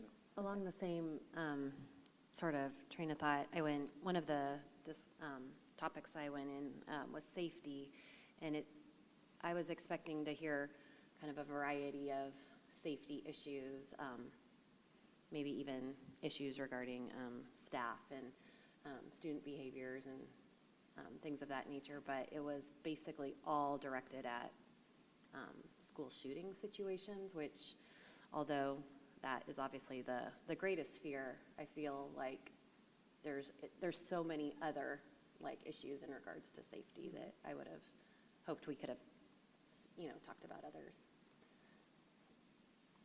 But that to say, I think what I appreciated it was just an opportunity to spend time together and get to know each other, and something we actually don't ever do. It's hard to do when you're bound by the Brown Act. Did you have anything else while you have the mic to share out that you want to share? I used my minute. Yeah, awesome. She ceded her time to me. Well, I'm not going to cede my time to you, but I am going to agree with you. There was one session that I found extremely valuable because they were very specific about the laws surrounding the topic, how they developed, where they were, and what the implementation was. The rest of the topics that I attended were not on point, but it was because Chico Unified was way ahead of what they were presenting. We were already been there, done that. And there wasn't an opportunity for dialogue, even with the presenters. You're not talking about the same session I was in, you're talking about a different one. Yeah. Yeah. Yeah, no, it was a different one. But the principle's the same. I was disappointed because there wasn't more of an opportunity to do the roundtable discussions that I found very helpful in years past. I was missing that too. There were several sessions that I got a lot out of, I thought were really valuable, but I think it would have been nice if there was an additional, a little bit amount of time built in to really talk among, or have some kind of led discussion instead of just absorbing, laws and statutes and case studies and et cetera. Is there more that you? No. Okay. Great, thank you. In that case, the two that really stuck out to me were actually ones in which a lot of questions were asked and answered, which I really appreciated. One, hopefully we'll be talking about as a whole group later on, because I've made a move to agenda as a discussion about having student board members, which we've done in the past, and I still think it would be really valuable to have some of our high school students up here with us, being a part of this discussion about things that affect them. So got a lot of information about how student board members are legally selected and implemented and what rights and responsibilities they have. So I look forward to having that discussion when that item comes up. And then there was a good discussion on community schools, which I think 3 of us attended. which basically said that everyone knows we need to do this, and there's a bajillion resources, but no one has the perfect plan yet. So again, looking forward to our discussion of that upcoming, about exactly how we can wrap around services in a way that really affects student outcomes positively. And there are a ton of resources. I'm still sifting through all the things that they threw at us, but I look forward to sharing that as well. Oh, my mic's already on. I'm going to try to go fast. I got a lot out of most of the sessions I went to. The first one on my quick list, I'm going to be quick, I'm sorry, was also a different presentation on student board members. It was presented on by Shasta County Office of Education and Franklin Covey.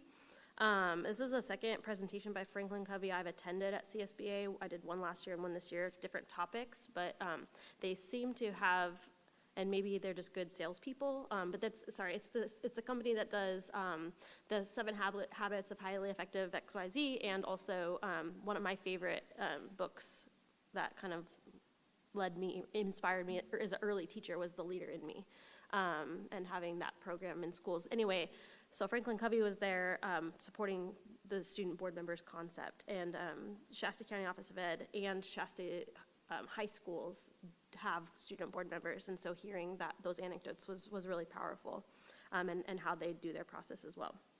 The next one I went to was a superintendent evaluation session, which was kind of enlightening for me, and maybe something that we talk about in the future, in kind of more formalizing the process.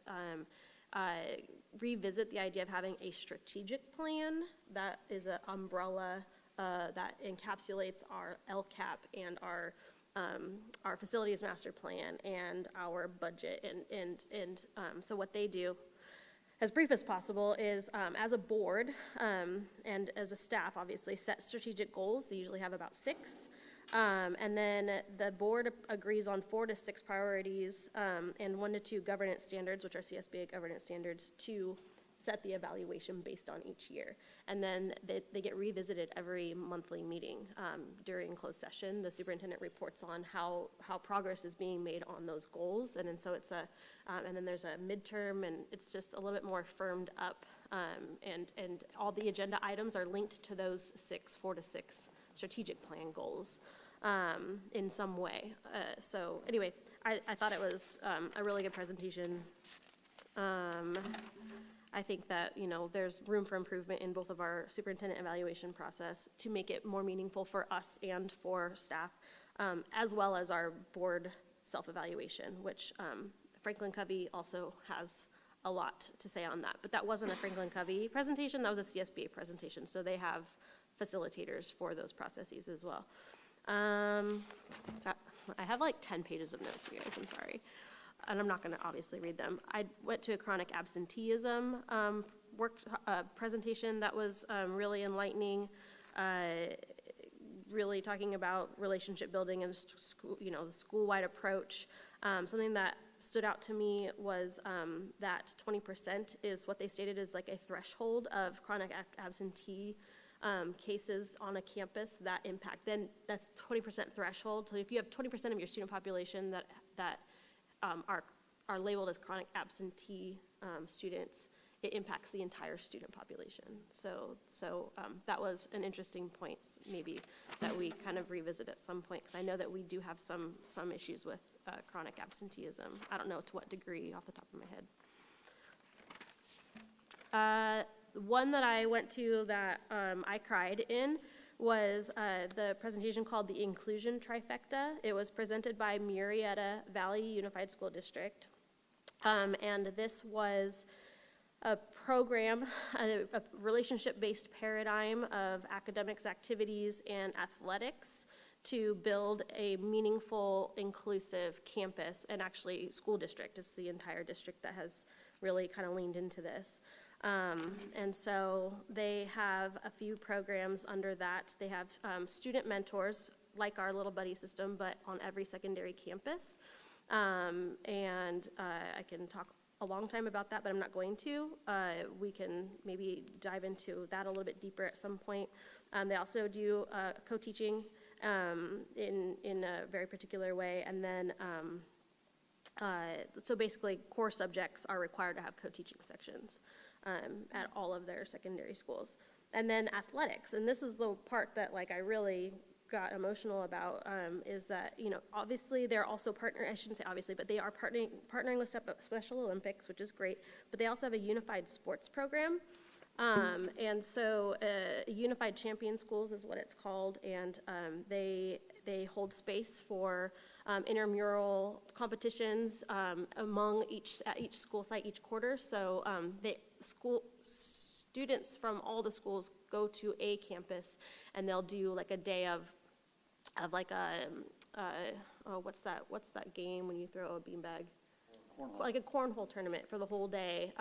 You know, fully inclusive, and a lot of times the buddies, you know, the peer mentors are there with their buddies. So anyway, a lot more on that. That was something that struck me as being a multiplier for culture change on a school campus, in that those building connections and that relationship building and giving students buy-in to be there. So I was pretty blown away with that, and I would strongly recommend anybody reach out to Myriad Unified School District. That was probably the biggest one. And then, yeah, that's good for now. Thanks. I knew I was going to go way over my time. I don't even know if I kept it to the 5 minutes that it was supposed to be, but here we are. Okay, moving along. Rocio, I don't expect you to have transcribed what just came out of my mouth.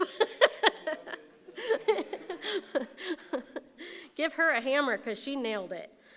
I just made that up. We're getting a little silly. All right.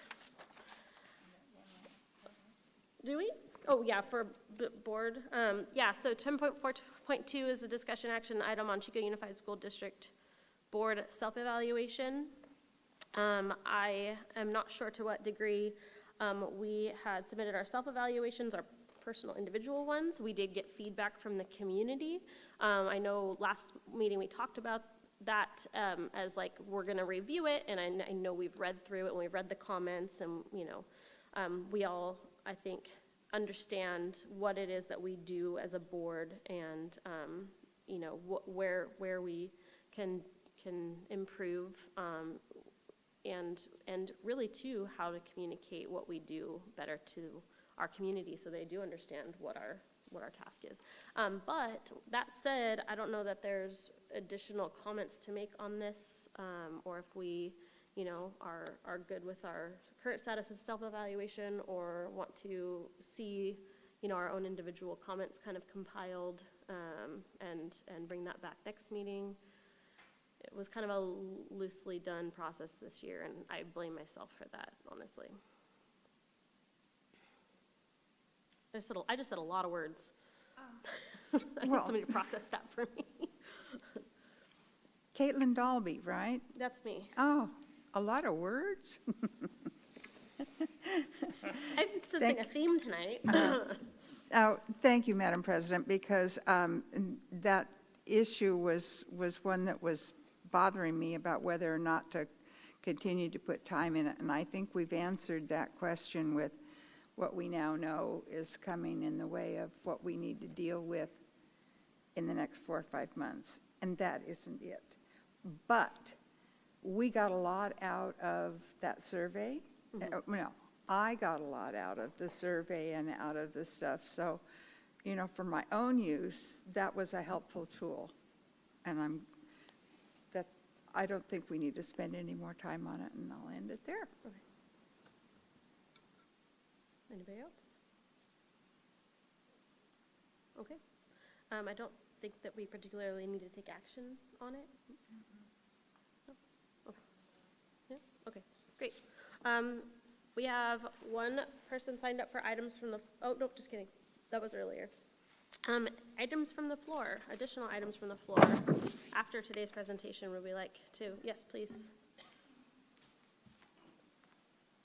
That's why it's on there. Thank you. Sorry, really quick before you start, Yeah. you know the spiel about 3 minutes and the 30 seconds on the bell? Yeah, when does the 3 minutes start? As soon as I stop talking to you and you start talking. All right, well, let's get it Okay. done. My name's Morgan Pace. I have a stepson named Gavin Fahey that goes here to Marigold Sir, can you start Elementary. over and put the mic a little closer to your mouth? I couldn't quite Do I actually get hear my what 3 you said. minutes started again? Yes, it's gonna get restarted. How's that? Should I get a drink of water?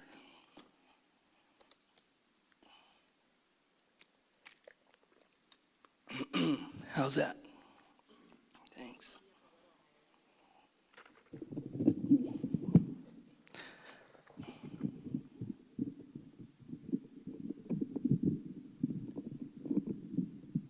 Good decision. Hi. So my name is Morgan Pace, and I'm a nurse here locally in Chico. My stepson, Gavin Fahey, goes here to Marigold Elementary.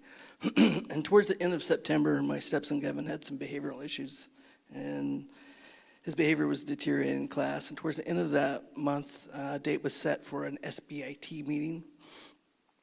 And before that meeting, on October 5th, my spouse was phoned by the principal to state that there was an incident where our stepson,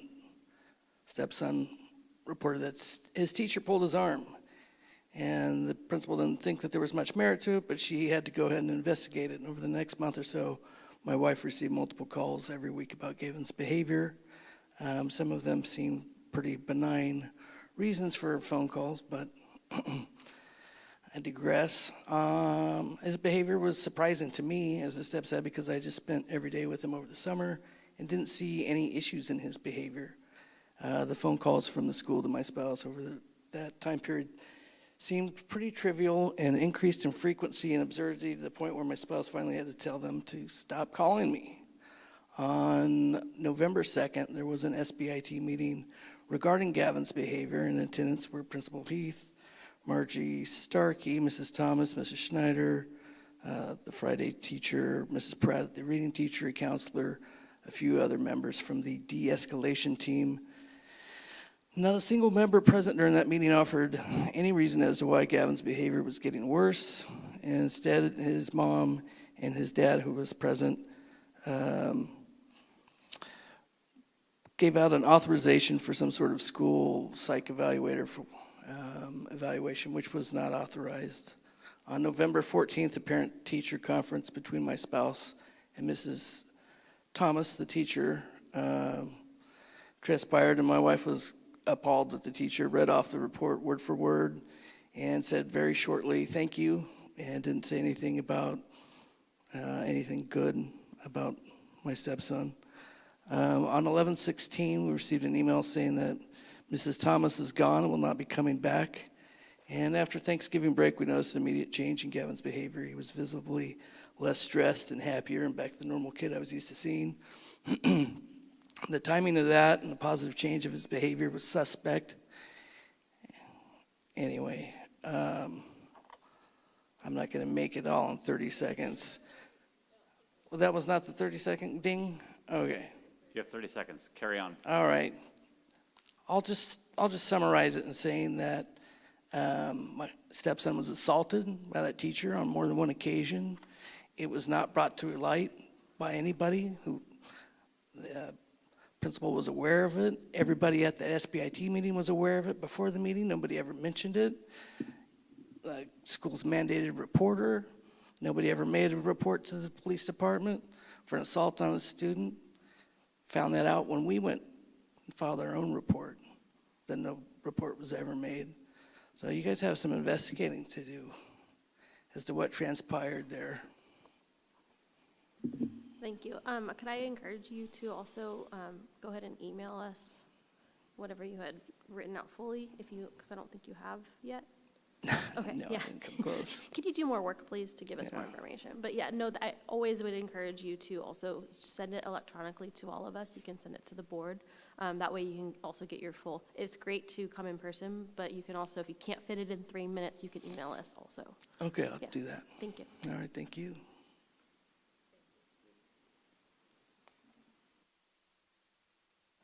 All right, item 12.1 is under board member request to agendize item. This is a discussion action.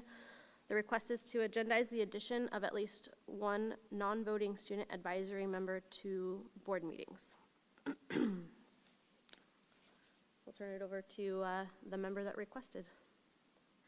And as always, we've walked that line about discussing the discussion without discussing the content. But again, I was at the CSBA, it seems fairly common and also seems fairly useful to have direct feedback from the people whom our policies most directly affect. It's also a great leadership opportunity for our high school students. So worth at least talking about in public. And we do have a public comment on this from Julie Threet. And then we'll go to motion. Yeah, wow, okay.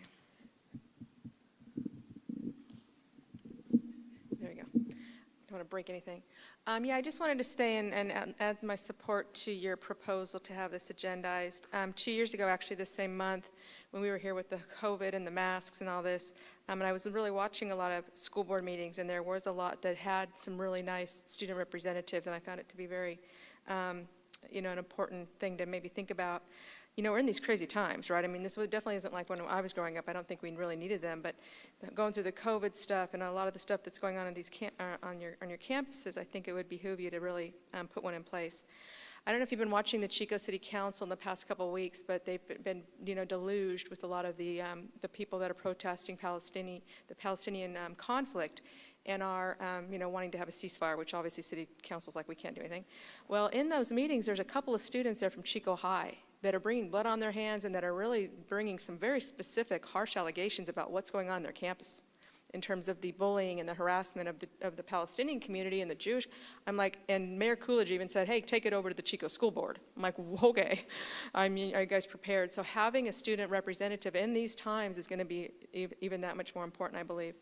New Jersey actually passed a law, the governor did it in 2022, requiring districts to have that have one high school to at least have a student rep, and that to rotate it by each high school as at least a minimum requirement. The Jersey City District actually had led the charge with the model program in 2018, where they have one per high school.